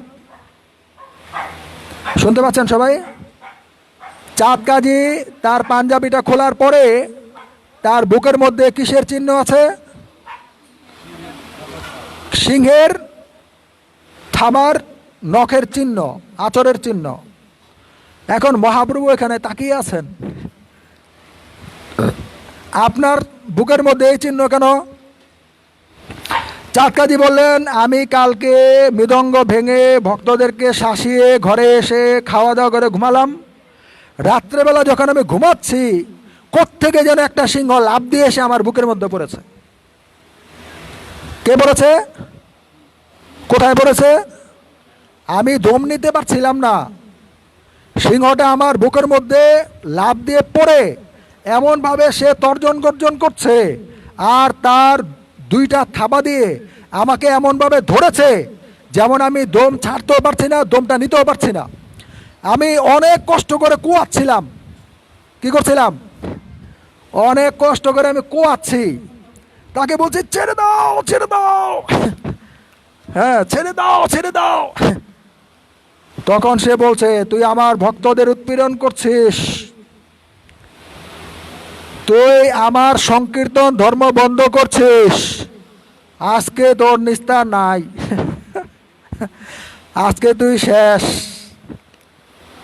তখন আমি ভয়ে আমি কোনো চিন্তা ভাবনা করতে পারছিলাম না, আমি কি করব কি বলবো, আমি অজ্ঞান হচ্ছিলাম না, আবার চিন্তাও করতে পারছিলাম না। অনেক কষ্ট করে আমি তাকে একবার বললাম, আমাকে একবারের জন্য হলেও ক্ষমা করো, আমি বুঝতে পারিনি, এটা যে তোমার সেবা হচ্ছে আমি বুঝতে পারিনি, আমি অবুঝ, না বুঝে আমি এটা করেছি, একবারের জন্য অন্তত আমাকে সুযোগ দাও। তখন সেই সিংহটা সে আমাকে প্রাণ ভিক্ষা দিল। সেই সিংহটা আমাকে বলল, এইবারই প্রথম, এইবারই শেষ। কি বলছেন? এইবারই প্রথম, এইবারই শেষ, আর কোনো সুযোগ দেওয়া হবে না। যদি আমার নাম সংকীর্তনে আর বাধা আসে, আমার ভক্তদের আর কেউ উৎপীড়ন করে, তাকে তার বংশসহ নির্বংশ করে দেব আমি। কে বললেন? একটা সিংহ। সে সিংহটা কে? কি সে সিংহটা কে? আজকে আমরা যার যজ্ঞ করলাম, আজকে আমরা যার প্রার্থনা করলাম, আজকে আমরা যার কৃপা, যার করুণা, যার আশীর্বাদ ভিক্ষা করলাম, নমস্তে নরসিংহায়। হ্যাঁ, তখন সেই সিংহ হঠাৎ করে অদৃশ্য হয়ে গেল। সিংহটা কোত্থেকে আসলো আমি বুঝতে পারলাম না, দরজাও বন্ধ, জানালাও বন্ধ, সে কোথায় গেল সেটাও আমি খুঁজে পেলাম না, দরজাও বন্ধ, জানালাও বন্ধ, ঠিক আছে, কোথাও খুঁজে পেলাম না। তারপরে আমি হঠাৎ করে লাফ দিয়ে উঠে দেখলাম আমার সারা শরীর থেকে জল পড়ছে। কি পড়ছে? যখন কেউ ঘামে তখন তার কি পড়ে? সারা শরীর থেকে আমার জল পড়ছে, আর আমার শরীরে এরকম সিংহের নখের দাগ। আমি সেই সিংহকে প্রার্থনা করে একটি কথা দিয়েছিলাম, আমি এখন থেকে তোমার সংকীর্তনে আর বাধা হব না, আমার বংশের আর কেউ এসে বাধা দিবে না, যদি আমার বংশের কেউ তোমার এই নাম সংকীর্তনে বাধা দেয় তাহলে আমি তাকে বংশচ্যুত করে দেব। কি করব আমি তাকে বংশচ্যুত করে দেব। শিল প্রভুপাদ কে, ভক্তরক্ষক ভগবান শ্রী নরসিংহদেব কে মহাপ্রভুকে বললেন, তুমি তোমার ভক্তদের নিয়ে যেইখানে ইচ্ছা, যেমন ভাবে ইচ্ছা, যখন ইচ্ছা হয় তুমি নাম সংকীর্তন করো, আমি আমার বংশের কেউ আর বাধার কারণ হবে। তাহলে ভগবানের আরাধনা করার জন্য নরসিংহদেবের কৃপা আমাদের কত দরকার আমরা বুঝতে পারছি।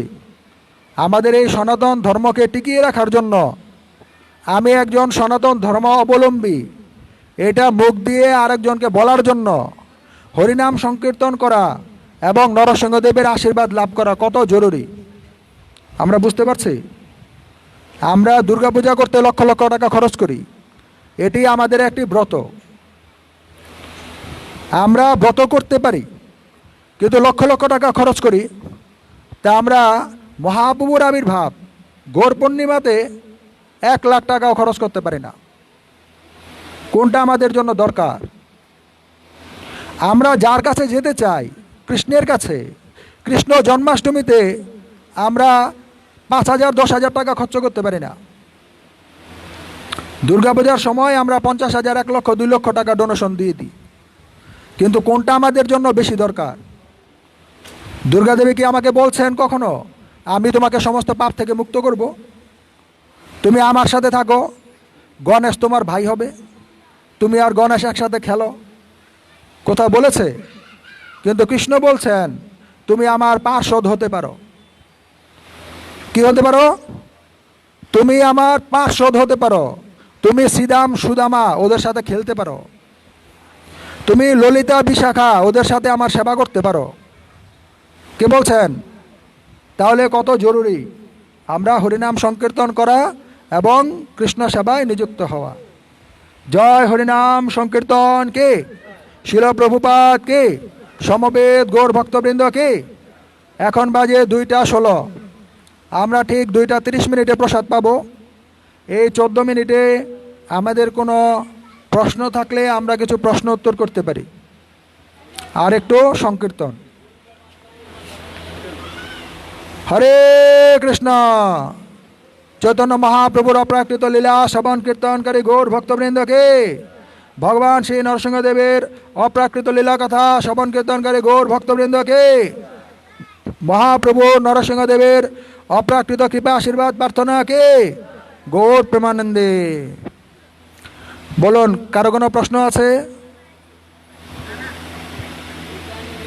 কোনো জিজ্ঞাসা আছে? আমি একটা প্রশ্ন করছি। প্রশ্নটা হচ্ছে, আমরা তো হরিনাম করব, জপমালা দিয়ে করার দরকার কি? এটা কি একটা প্রশ্ন না? প্রশ্ন না? আপনারা সবাই এটার উত্তর জানেন। এই যে ভক্তরা হরিনাম সংকীর্তন মনে মনেও করে, আবার রাস্তাঘাটেও করে, আবার জপমালাতেও করে, আবার মৃদঙ্গ করতাল নিয়েও করে, ঠিক আছে না? তাহলে আমরা তো মুখে মুখে করলেই হয়, জপমালায় করার দরকার কি? এটা কি একটা প্রশ্ন না? প্রশ্ন না? তাহলে আপনারা কেন প্রশ্নটি করলেন না? এটা যদি একটা প্রশ্ন হয়, আপনারা কেন করলেন না? বলা হয়েছে এই জপমালাটি তৈরি করেছে কে? স্বয়ং চৈতন্য মহাপ্রভু। এই জন্য চৈতন্য চরিতামৃত যদি কারো কাছে থাকে, আপনি দেখবেন চৈতন্য চরিতামৃতে মহাপ্রভুর একটি নাম দেয়া হয়েছে। সেই নামটি হচ্ছে মালাকার। কি নাম? যে কোনো গান লেখে তার নাম কি? গীতিকার। যে ওটার মধ্যে সুর দেয় তার নাম কি? সুরকার। মহাপ্রভু আমাদেরকে কি দিয়েছেন? জপমালা। এই জন্য মহাপ্রভুর নাম চৈতন্য চরিতামৃতে লিখিত আছে। কি নাম? মালাকা। তাহলে মালা আমাদেরকে কে দিয়েছে? মহাপ্রভু। কয়টি দানা আছে? 108। অন্য কোনো মালাতে আপনি 108 দানা পাবেন না। কৃষ্ণ নাম জপ করতে যেই মালা, সেটার মধ্যে 108টি দানা আপনি পাবেন, ঠিক আছে?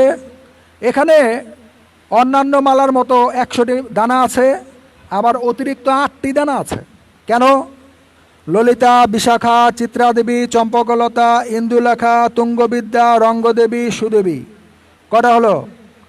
এই 8 জন সখীর মাধ্যমে আপনি কৃষ্ণ নাম করবেন। কার মাধ্যমে? এই জন্য এখানে হয়েছে 108। আমরা যদি সনাতন ধর্মাবলম্বীদের অন্য মালাগুলা, রুদ্রাক্ষের মালা, মুক্তার মালা, কিংবা ইসলাম ধর্ম যারা করে ওদের মালা, কিংবা যারা বৌদ্ধ খ্রিস্টান ধর্ম করে ওরাও মালা জপ করে, ওদেরও মালা আমরা দেখি ওখানে 20 আছে, 50 আছে, 100 আছে, কিন্তু 108 নাই। 108 আছে কোথায়? হরিনাম মহামন্ত্র জপ করার যে মালা সেখানে। কেন? আপনি সখীদের সাথে ভজন করবেন। তো যদি আমরা কেউ সৌভাগ্যবান সখীদের সাথে রাধাকৃষ্ণের কাছে যেতে পারি, তাহলে কি আমরা ভগবদ্ধামে যাব না যাব না? সেই সুযোগটি মহাপ্রভু করে দিয়েছেন। যদি আপনি মনে মনে বা মুখে মুখে মালা ছাড়া সেই হরিনাম মহামন্ত্রটি করেন, তাহলে ললিতা বিশাখার সাথে আপনি আছেন। তাহলে ভগবদ্ধামে যাওয়ার রাস্তাটা কি আমাদের জন্য সোজা, নাকি মালাটা নিলে সোজা? কি বলুন? এই জন্য আমাদের মুখে মুখেও করতে হবে, মনে মনেও করতে হবে, মৃদঙ্গ নিয়েও করতে হবে, কিন্তু সবচেয়ে গুরুত্বপূর্ণ কোনটা? হরে কৃষ্ণ কৃষ্ণ কৃষ্ণ হরে হরে, হরে রাম রাম রাম হরে হরে। জপমালায় মহামন্ত্র জপ করাটা আমাদের জন্য সবচেয়ে গুরুত্বপূর্ণ। কেন?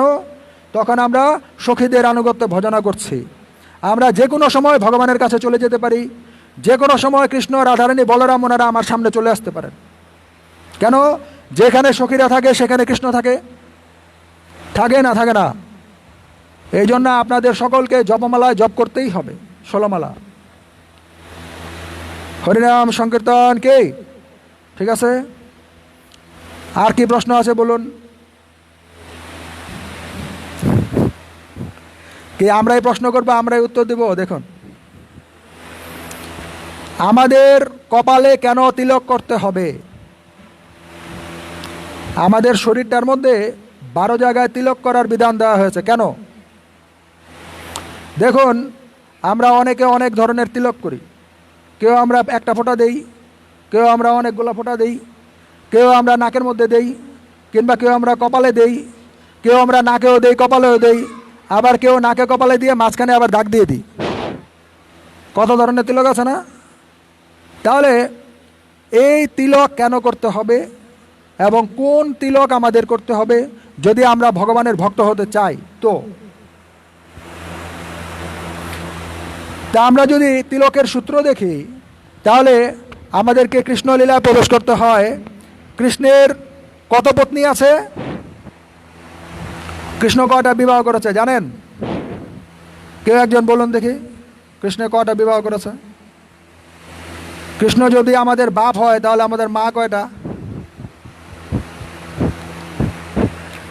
কি কেউ কি এমন সন্তান আছে ও তার মায়ের পরিচয় জানে না? আছে? আমাদের মধ্যে এখন এমন কোনো উপস্থিত সন্তান আছে ও তার মায়ের ঠিকানা জানে না?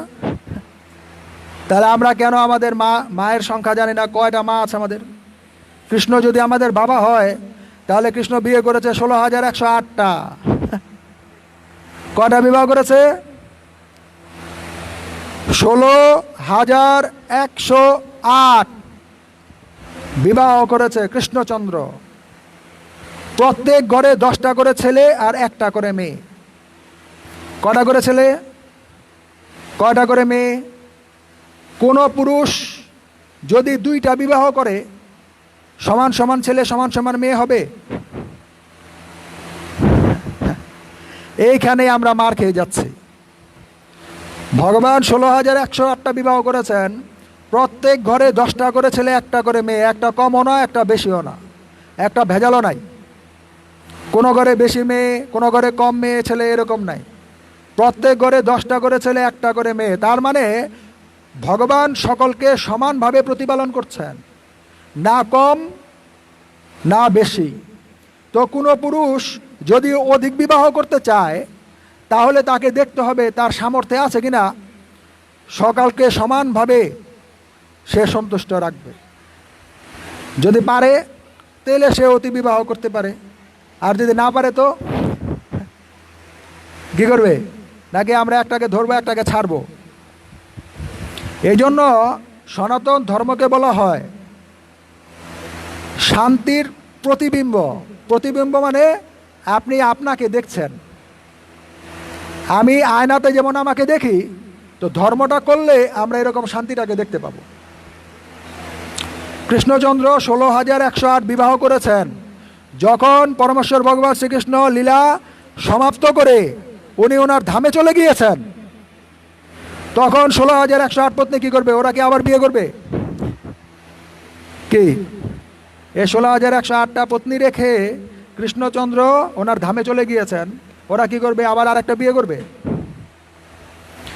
তারা সাথে সাথে সিদ্ধান্ত নিয়েছেন, আমরা আমাদের প্রভুকে হারিয়ে ফেলেছি, উনি চলে গিয়েছেন, ওনার সেবা করার জন্যই আমাদের জীবন, ওনাকে সেবা করতে পারবো না তো এখানে আমরা কেন থাকব? বুঝতে পেরেছেন? রুক্মিণী দেবী, সত্যভামা, এই 16,108 জন অর্ধাঙ্গিনী পত্নী সেবিকা ওনার চিন্তা করছেন, আমাদের সেব্য নাই, স্বামী নাই, তাহলে আমরা এই এই শরীরে থেকে করব। সাথে সাথে ওনারা এই শরীরটা ছেড়ে ওনারা চিন্ময় জগতে চলে গিয়েছে। এখন শরীরটা কি হবে? শরীরটা ওখানে ধপাস করে পড়ে গিয়েছে মাটিতে, মাটিতে পড়ে সাথে সাথে মাটিতে মিশে গিয়েছে। কি হয়েছে? মাটিতে পড়ে মাটিতে সাথে সাথে মিশে গিয়েছে।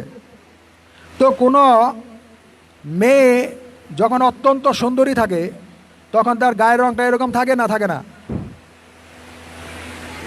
কি বলেন? এরকম থাকে না, তিলকের মতো না? এই জন্য এই মাটির রংটা হচ্ছে এরকম, আর অন্য কোনো মাটির রং এরকম নাই। আমরা যেই তিলক পরি, অনেকে বলে এটা বৃন্দাবনের তিলক। বৃন্দাবনের তিলক না, তারা বৃন্দাবনে দেহত্যাগ করেনি, তারা দেহত্যাগ করেছে দ্বারকাতে। এই জন্য এই তিলক আনা হয় কোত্থেকে? দ্বারকা থেকে। আমরা যখন সেই মাটি আমাদের শরীরে লাগাচ্ছি, তখন 16,108 জন যেই পত্নীরা কৃষ্ণচন্দ্রের সেবা করেছেন, তাদের সেই সেবা শক্তি আমরা লাভ করতে পারছি। তাদের যেই চেতনা ছিল, কৃষ্ণ নাই তো আমরা কেন থাকব, সেই আশীর্বাদ, সেই শক্তি তখন আমাদের শরীরে ভক্তিতে রূপান্তরিত হয়ে প্রবেশ করে। আমরা সেই তিলক দিয়ে একটা ঘর রচনা করি। দেখুন, এই তিলকটা একটা ঘরের মতো, একটা দরজার দুয়ারের মতো। এরকম না, এরকম না, দুইটা কপাট আছে, মাঝখানে পুরো খালি। তারপরে এই ঘরের নিচে একটা তুলসী করা হয়েছে। এখানে এই তিলকের মধ্যে নিমন্ত্রণ করা হয়, ওম কেশবায় নমঃ। হে কেশব, আপনি এইখানে অবস্থান করুন। ওম নারায়ণায় নমঃ। হে নারায়ণ, আপনি আমার উদরে অবস্থান করুন। ঠিক আছে? তাহলে তিলক স্ত্রী এর শক্তি দিয়ে আমরা ভগবানের ঘর বানালাম। এখন ভগবানকে আমরা এখানে অবস্থান করার জন্য ডাকছি, তা ভগবান এখানে আসবে না? আসবে না। যেখানে স্ত্রী সেবা করার জন্য স্বামীকে প্রার্থনা করে, স্বামী সেখানে আসে না? আসে না। এই জন্য আমাদের তিলকটা করা দরকার। যদি আমরা কৃষ্ণ সেবা করতে চাই, কিভাবে করবো? আমরা ফোঁটা দিব, নাকি নাকে লাগাবো, না শুধু কপালে লাগাবো, নাকি দাগ দিব, নাকি কপালে লাগিয়ে পরিষ্কার করব, মাঝখানে দুইটা দাগ থাকবে, আর নাকের মধ্যে তুলসী আঁকবো? কি করব আমরা? তুলসী ছাড়া কৃষ্ণ সেবা গ্রহণ করে না। এই জন্য আমাদের উপরে একটা ঘর করতে হবে, মাঝখানটা সুন্দরভাবে পরিষ্কার করতে হবে, যেন মাঝখানে তিলক না থাকে। তাহলে এটা হবে একটা ঘর, দরজা। নিচে তুলসী মহারানীকে আঁকতে হবে, এখানে প্রার্থনা করতে হবে 4 নম্বর আঙ্গুল দিয়ে, 1 2 3 4। 4 নম্বর আঙ্গুল দিয়ে আমাদের বলতে হবে ওম কেশবায় নমঃ। তারপরে কেশব আমাদের ভাগ্য পাহারা দেবে। তো কোনো ভাগ্য স্বয়ং ভগবান নারায়ণ পাহারা দিচ্ছে, এর চেয়ে ভাগ্য আর কি হতে পারে? বলুন। কেউ যদি বিচার করে আচ্ছা, সৌভাগ্যটা কার? সুন্দর ভাগ্যটা কার? তো নারায়ণ তার 4 হাতে শঙ্খচক্র গদা পদ্ম নিয়ে পাহারা দিচ্ছে, সেই ভাগ্যটা। আর যে ভাগ্যে তিলক নাই, যে কপালে তিলক নাই, ভগবান শঙ্খচক্র গদা পদ্ম নিয়ে পাহারা দিচ্ছে না, সেইটাও একটা ভাগ্য। এই দুইটা ভাগ্যের মধ্যে কোনটা সৌভাগ্য? কোনটা সৌভাগ্য? এই জন্য আমাদের প্রতিদিন তিলক করা চাই। যখনই আমরা ঠাকুর পূজা দিতে যাচ্ছি, যখনই আমাদের তিলকটা মুছে যাচ্ছে ঘেমে বা হাত মুখ ধুয়ে, তখনই আমাদের তিলক করে নিতে হবে। মহাপ্রভু বলেছেন, তিলক না থাকে যদি বিপ্রের কপালে, এমনকি যদি ব্রাহ্মণ ঘরেও জন্মগ্রহণ করে, সেই ব্রাহ্মণের কপালে যদি তিলক না ধারণ করে, সেই কপাল শ্মশান সদৃশ বেদে বলে। ব্রাহ্মণের কপালেও যদি তিলক না থাকে, সেই কপালটা কি? হ্যাঁ, মহাপ্রভু কি বললেন? তিলক না থাকে যদি বিপ্রের কপালে, ব্রাহ্মণের কপালেও যদি তিলক না থাকে, সেই কপাল শ্মশান সদৃশ বেদে বলে। সেটা হচ্ছে ভূতের জায়গা, অপবিত্র। তো ব্রাহ্মণের কপালেও যদি তিলক না থাকে, সেটা যদি ভূতের জায়গা হয়, আর আমাদের কপালে যদি তিলক না থাকে, এটা কার জায়গা? হ্যাঁ, এই জন্য আমাদের সাধুসঙ্গ করতে হবে, শাস্ত্র পড়তে হবে, তখন আমরা সব করতে পারবো। এই যে দেখুন, আমাদের এখানে অনেক ভক্তরা এসেছে, ঠিক আছে না? এখানে সবাই কি সাধু সন্ন্যাসী? আপনারা যারা দেখছেন লাল কাপড় পরে আছে, ওরা মন্দিরে থাকে, আর বাচ্চা পোলাপান কয়েকটা মন্দিরে থাকে। আর কেউ এখানে সাধু সন্ন্যাসী না, ওরা ঘরে থেকে কৃষ্ণ ভজন করছে। যেমন ও বসে আছে, লাঙ্গলবন থেকে এসেছে, ও হচ্ছে হুঁশিয়ারিতে কাজ করে, তার মানে একজন চাকুরিজীবী। আমরা এখানে একজন প্রভুকে দেখছি ফ্যান ঠিক করছে, কারেন্টের লাইন দিচ্ছে, আবার ওই যে গাড়ি ধুয়ে দিল পরিষ্কার পরিচ্ছন্ন করছে, ঠিক না? অনেকে ভরে চৈতন্য চরিতামৃতে কি বলা আছে জানেন? উদর ভরণ লাগি হরিনাম করে। ও কাজ করে খেতে পায় না, তো হরিনাম করে ওর পেট ভরে। বুঝলেন? আমাদের সনাতন ধর্মাবলম্বীরা বৈষ্ণবদের এই নাম দিয়েছে, উদর ভরণ লাগি হরিনাম করে। এ প্রভু হচ্ছে নয়ামাটিতে একজন হুঁশিয়ারি ব্যবসায়ী। ওরকে খাবার দাবার নাই, সকাল থেকে এখানে পড়ে আছে, যজ্ঞের লার্কিশলা আগিয়ে দিচ্ছে, পরিষ্কার করছে, ঝাড়ু দিচ্ছে, কারেন্টের লাইন ঠিকঠাক করে দিচ্ছে। আমরা কি বেতন দিচ্ছি? কি করছে উনি? উনি কোনো চাকরি করছে না, উনি করছে সেবা। কি পাচ্ছে উনি? কোনো বেতন পাচ্ছে না, পাচ্ছে ভগবানের আশীর্বাদ। আমাদের এখানে এমন কয়েকজন স্বর্ণকার আছে, যারা স্বর্ণের দোকান আছে, নিজস্ব বাড়িঘর আছে নারায়ণগঞ্জে। ওদের খাবারের অভাব, ওরা কি উদর ভরার জন্য এখানে এসেছে? ওরা একটু পরে প্রসাদ সার্ভিস করবে, ওই জায়গায় থালবাটি ময়লা যা আছে সব পরিষ্কার করবে, সবাইকে প্রসাদ পাওয়াবে, তারপরে ওরা প্রসাদ পাবে। কেন? এটা পাওয়ার জন্য না, ব্যবসা করে যাতে এটা আসে, এই জন্য আশীর্বাদ পাওয়ার জন্য, এই কপালটা পরিবর্তন করার জন্য। এই জন্য তারা ভগবান এবং বৈষ্ণবের সেবা করে, ঠিক আছে? এই জন্য আমাদের সাধুদের সাথে থাকা আর সাধুসঙ্গ করা, বৈষ্ণবদের দিয়ে ভগবানের কোনো সেবা গৃহে বা অফিসে, বা আমাদের জন্মদিন আছে, আমাদের কারো মৃত্যুবার্ষিকী আছে, আমাদের কারো বৎসরান্তি আছে, আমাদের কারো বিবাহবার্ষিকী আছে, আমাদের ছেলেমেয়েরা একটা ভালো চাকরি ব্যবসা পেয়েছে, আমাদের ছেলেমেয়েরা একটা ভালো রেজাল্ট করেছে, তখন সাধু বৈষ্ণবদের আমাদের ঘরে এনে ভগবানের সেবা করে বৈষ্ণব সেবা দিতে হয়। তাহলে কি হয়? তখন এইটা পরিবর্তন হয়। শিল প্রভুপাদ কে গৌর প্রেমানন্দে হরি হরিব। আসছে 20 তারিখ, 20 জুন হচ্ছে দধিচিরা মহোৎসব। কি মহোৎসব? ওই দিন নিত্যানন্দ প্রভু তার এক ভক্তের কাছ থেকে, রঘুনাথের কাছ থেকে বলেছে, রঘুনাথ, আমার ভক্তদের সহ আমাকে তুমি দধিচিরা ভোজন করাও। কি ভোজন করাও? তো ভগবান চেয়ে খেয়েছে, দই, চিরা, দুধ, গুড়, চিনি, কলা, আম, কাঁঠাল। এখন আম কাঁঠালের দিন আছে, তুমি আমাকে সহ আমার ভক্তদের ভোজন করাও। কোন সময়? দুপুরবেলা। এই জন্য আন্তর্জাতিক কৃষ্ণ ভাবনামৃত সংঘ ইস্কন এর প্রতিটি মন্দিরে ছোট বা বড় করে এই উৎসব পালন করা হয়। আমরাও প্রতি বছর এই দধিচিড়া মহোৎসব করি। কয়েকশো ভক্তের সমাগম হয়। কেউ একটা আম কিনে দেয়, আবার কেউ 5 ক্যারেট আম কিনে দেয়, কেউ দইয়ের জন্য 100 টাকা দেয়, আবার কেউ 20 পাতিল 50 পাতিল দই দিয়ে দেয়। সেগুলো নিয়ে কি হয়?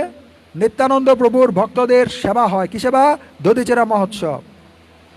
নিত্যানন্দ প্রভু যখন দেখলেন এখানে দধিচিড়ার ব্যবস্থা হয়ে গিয়েছে, তখন মহাপ্রভু সেখানে ছিল না। মহাপ্রভুকে সেখানে উনি নিমন্ত্রণ দিয়েছেন, মহাপ্রভু তুমি আসো। তো মহাপ্রভু এবং নিত্যানন্দ প্রভু সমস্ত ভক্তের থালা থেকে এক কামড় করে তারা খেয়েছে। আমাদের ঘরে আমরা ভগবানকে ভোগ দেই, তো আমাদের থালায় দেই না, ভগবানের থালা আলাদা আছে। কোন থালে আপনারা ভগবানকে দেন? বাসায় ভোগ দেন বা মন্দিরে ভোগ দেন, আপনাদের থাল থেকে ভগবান খায় না, ভগবানের থালা আলাদা। আর আপনারা কি ভগবানের থালায় খান না আপনাদের থালা আলাদা? কিন্তু দধিচিড়া মহোৎসব এমন একটা সময় যেখানে ভগবান আর ভক্তের থাল একটাই। ভক্তের থাল থেকেই ভগবান খাচ্ছে। ভগবান খেয়ে রেখে দিয়েছে, সেটা ভক্তদের মধ্যে বিতরণ করা হচ্ছে। কেন? ওই দিন হচ্ছে দধিচিড়া মহোৎসব। ভক্ত আর ভগবান তখন একই থালাতে মহাপ্রসাদ ভোজন করবে। ঠিক আছে? তো আমরা এবার এই দধিচিড়া মহোৎসবের আয়োজন করেছি লাঙ্গলবন্দে মহাতীর্থে। আমরা ওখানে 44% একটা জায়গা কিনেছি। সেখানে পরশুরামের মহাপ্রভুর একটা মন্দির হবে। ওইখানে ব্রহ্মপুত্র নদীর তীরে এবার কয়েকশো ভক্তের দধিচিড়া মহোৎসবের আয়োজন করা হয়েছে 20 তারিখ বিকেলবেলা 4টা বাজে। তো সবাই এই মহোৎসবে অংশগ্রহণ করতে পারেন, দান দক্ষিণা করতে পারেন। কারো সামর্থ্য থাকলে একটা আম 1 পাতিল দই কিনে দিতে পারেন, কারো সামর্থ্য থাকলে 1 কেজি চিড়া কিনে দিতে পারেন, আবার কারো সামর্থ্য থাকলে আপনি 100 কেজি চিড়া কিনে দিতে পারেন, কারো সামর্থ্য থাকলে আপনি 100 পাতিল দই দান করতে পারেন, কারো সামর্থ্য থাকলে আপনি 100 লুচি দান করতে পারেন। আপনি আপনার সামর্থ্য মতো করবেন, আর আপনার সামর্থ্যের উপযোগী মতো আপনি আবার ভগবানের কাছ থেকে পাবেন। কেন? ওই দিন ভগবান আর ভক্ত একটা থালাতেই ভোজন করবে। জয় দধিচিড়া মহোৎসব কি কবে হবে? এটা কবে? 20 তারিখে। আজকে কয় তারিখ? আজকে 8 তারিখ, আর 11 দিন আছে। 20 তারিখে কটা বাজে? বিকাল 4টায়। কোথায়? লাঙ্গলবন্দে। আমাদের সাথে যে প্রভু পরিচয় আছে, প্রভুর সাথে কন্ট্যাক্ট করে চলে আসবেন। বা আমাদের অনেক ভক্ত এসেছে সার্ভিস করার সময়, আপনারা কেউ আমাদের কন্ট্যাক্ট নাম্বার দিতে পারেন, যে কোনো সেবা করতে পারেন। আর আপনারা সেখানে সকলকে নিয়ে অংশগ্রহণ করে দধিচিড়া মহোৎসবের মহাপ্রসাদ পেতে পারেন। যে কোনো কিছু যদি ঘরে করে তাহলে 1 গুণ, আর যদি তীর্থে করে ভক্ত সঙ্গ করে অসংখ্য গুণ। তো আপনারা এই তীর্থে দধিচিড়া মহোৎসবে অংশগ্রহণ করে নিত্যানন্দ প্রভুর কৃপা আশীর্বাদ লাভ করতে পারেন। কয় তারিখে? 20 তারিখে। তার একদিন পরে 22 তারিখে হচ্ছে জগন্নাথ দেবের স্নান যাত্রা। ওই দিন জগন্নাথ এই পৃথিবীতে প্রকটিত হয়েছে, জগন্নাথ দেবের জন্মদিন। ওই দিন জগন্নাথ দেবকে, কৃষ্ণচন্দ্রকে শঙ্খ দিয়ে স্নান করানো হয়, মহাপ্রভুকে শঙ্খ দিয়ে স্নান করানো হয়, কিন্তু জগন্নাথকে কলসি দিয়ে স্নান করানো হয়। কি দিয়ে? কলসি দিয়ে স্নান করানো হয়। কেন? জগন্নাথকে স্নান করালে জগন্নাথের স্নান করাটা আমাদের স্নান হয়, আর এই জলটা আমাদের বহু জন্মের পাপগুলো ধুয়ে নিয়ে চলে যায়। এই জন্য ইন্দ্রদ্যুম্ন রাজা, যিনি জগন্নাথের প্রথম স্নান যাত্রা করেছেন, জগন্নাথ বিগ্রহ যার মাধ্যমে প্রকটিত হয়েছে, সেই ইন্দ্রদ্যুম্ন রাজা যখন জগন্নাথকে স্নান করাবেন, এক উঁচা একটা বেদি নির্মাণ করে 2 পাশে বড় বড় 2টা রাস্তা করেছেন ভক্তদের আসা যাওয়ার জন্য। তারা যারা মর্তলোকে বাস করে, তারা সমুদ্র থেকে বা গঙ্গা থেকে জল নিয়ে আসবে। মানুষেরা জগন্নাথ দেবকে এক রাস্তা দিয়ে আসবে, স্নান করে চলে যাবে। আরেকটা রাস্তা দিয়ে আসবে স্বর্গ থেকে দেবতারা। কোত্থেকে বলুন? আরেকটা রাস্তা দিয়ে কারা আসবে? দেবতারা আসবে স্বর্গ থেকে। স্বর্গে একটা গঙ্গা আছে, তার নাম হচ্ছে অলকানন্দা। কি নাম? সেই অলকানন্দা গঙ্গা নদী থেকে দেবতারা কলসি ভরে জল নিয়ে আসবে, জগন্নাথ দেবকে স্নান করিয়ে জগন্নাথের আশীর্বাদ নিয়ে আবার স্বর্গে চলে যাবে। তাহলে স্নান যাত্রায় জগন্নাথকে স্নান করানো কতটা গুরুত্বপূর্ণ দেখুন। আমরা তো যারা মন্দিরে জগন্নাথকে স্নান করাতে যাই, আমরা কি বাসা থেকে জল নিয়ে যাই? মন্দিরে কলসি ভরা থাকে, আমরা সেখানে জল দিয়ে স্নান করাই, ঠিক আছে না, বা ঘটি দিয়ে। কিন্তু দেবতারা দেবলোকের গঙ্গা থেকে কলসি ভরে জল নিয়ে এসে জগন্নাথকে স্নান করিয়ে আবার চলে যাচ্ছে। এটা হচ্ছে জগন্নাথের স্নানযাত্রা মহোৎসব। কবে? 22 তারিখে। কখন? 11:30 বাজে, সকাল 11:30। সকলেই আমাদের নগর খানপুর গোয়ালপাড়া ইস্কন মন্দিরে আপনারা আসতে পারেন, নিতাই চৈতন্য মন্দিরে, গৌর নিতাই মন্দিরে। ওই দিন জগন্নাথের অনেক মহাপ্রসাদ বিতরণ হবে, অনেক স্নানযাত্রার আয়োজন হবে। সকলেই স্নান করিয়ে আপনারা সৌভাগ্যের অধিকারী হতে পারেন। তো যারা ঘটি দিয়ে স্নান করাবে, তাদের ঘটি দিয়ে স্নান করানো কোনো প্রণামী আমরা ধার্য করিনি। তারা বিনা প্রণামীতে বা 5 টাকা, 10 টাকা, 50 টাকা, 100 টাকা প্রণামীতে তাদের ইচ্ছা মতো তারা স্নান করাতে পারে। কলসির মধ্যে আমাদের কিছু নৈবেদ্য দেওয়া থাকবে। নৈবেদ্য সহ যদি কেউ 1 কলসি জল জগন্নাথকে স্নান করাতে চায়, তাহলে তার 501 টাকা প্রণামী নির্ধারণ করা হয়েছে। তো যদি কারো বিভিন্ন নৈবেদ্য উপাচার সহ জগন্নাথকে দেবকে কলসি দিয়ে স্নান করাবেন, তো 501 টাকা প্রণামী নিয়ে যাবেন। যত কলসি তত 501 টাকা প্রণামী। আর কারো প্রণামী নাই, তো ওখানে বিনা প্রণামীতে বা 1 টাকা, 5 টাকা, 10 টাকা, 100 টাকায় আপনি ঘটিতে জগন্নাথ দেবকে স্নান করাবেন। সকলের জন্যই ভগবানের সেবার দরজা খোলা। সকলেই একই পরিমাপ আপনারা মহাপ্রসাদ সেখান থেকে পাবেন। কবে? 22 তারিখে। কখন? সকাল 11:30টায়। কোথায়? নগর খানপুর গোয়ালপাড়া গৌর নিতাই মন্দির। ঠিক আছে? তো আসন্ন 2টি প্রোগ্রামের আমরা নিমন্ত্রণ দিলাম আপনাদেরকে আজকে। আপনারা চেষ্টা করবেন 20 তারিখে লাঙ্গলবন্দে তীর্থে দধিচেরা মহোৎসবে অংশগ্রহণ করার জন্য। আর যাদের সামর্থ্য আছে ওদের দান দক্ষিণা করার জন্য। আমাদের অনেক দই, চিরা, কলা, কাঁঠাল, আম, লিচু, কর্পূর ইত্যাদি লাগবে, দুধ। তা আপনারা আপনাদের সামর্থ্য মতো এই নিত্যানন্দ প্রভুর মহোৎসবে অংশগ্রহণ করতে পারেন। যাই আপনারা ডোনেশন করেন না কেন, সকলকে নিয়ে, পরিবারের সকলকে নিয়ে, বন্ধু বান্ধব, আত্মীয় স্বজন সকলকে নিয়ে আপনারা লাঙ্গলবন্দে আমাদের নিতাই চৈতন্য আশ্রম ব্রহ্মা মন্দিরের পাশে ইস্কন মন্দির হচ্ছে, ওই জায়গায় আপনারা সকলে 4টার মধ্যে উপস্থিত থাকবেন। সকলের জন্য পর্যাপ্ত পরিমাপে মহাপ্রসাদের ব্যবস্থা করা হবে। জয় দধিচেরা মহোৎসব কে, নিত্যানন্দ প্রভুর অপার করুণা প্রার্থনা কে, জগন্নাথ দেবের স্নানযাত্রা মহোৎসব কে, জগন্নাথ বলদেব সুভদ্রা মহারানীর অপ্রাকৃত কৃপা আশীর্বাদ প্রার্থনা কে। গৌর প্রেমানন্দে হরে হরে বল। জয় শ্রীকৃষ্ণ চৈতন্য প্রভু নিত্যানন্দ, শ্রী অদ্বৈত গদাধর শ্রীবাসাদি গৌর ভক্তবৃন্দ। হরে কৃষ্ণ কৃষ্ণ কৃষ্ণ হরে হরে, হরে রাম রাম রাম হরে হরে, হরে কৃষ্ণ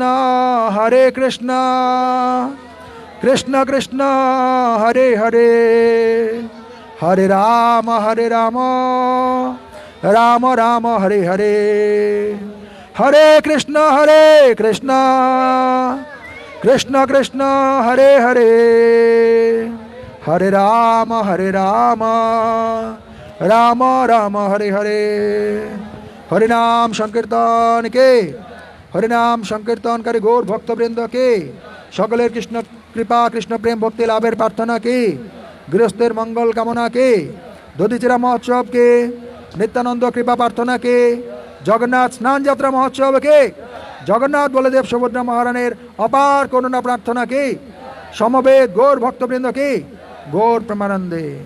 বাঞ্ছা কল্পতরুভ্যশ্চ কৃপা সিন্ধুভ্যেব চ পতিতানাং পাবনেভ্যো বৈষ্ণবেভ্যো নমো নমঃ। অনন্ত অনন্ত কোটি বৈষ্ণববৃন্দের চরণ বন্দনা কি জয়। ধন্যবাদ সকলকে। হরে কৃষ্ণ।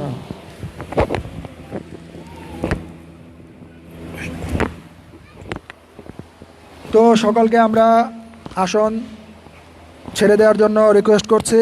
এখন মহাপ্রসাদ বিতরণ হবে, মহাপ্রসাদের লাইন ভক্তরা করবে, আপনারা সেখানে বসুন তো এবং সুন্দরভাবে মহাপ্রসাদ গ্রহণ করুন। হরে কৃষ্ণ।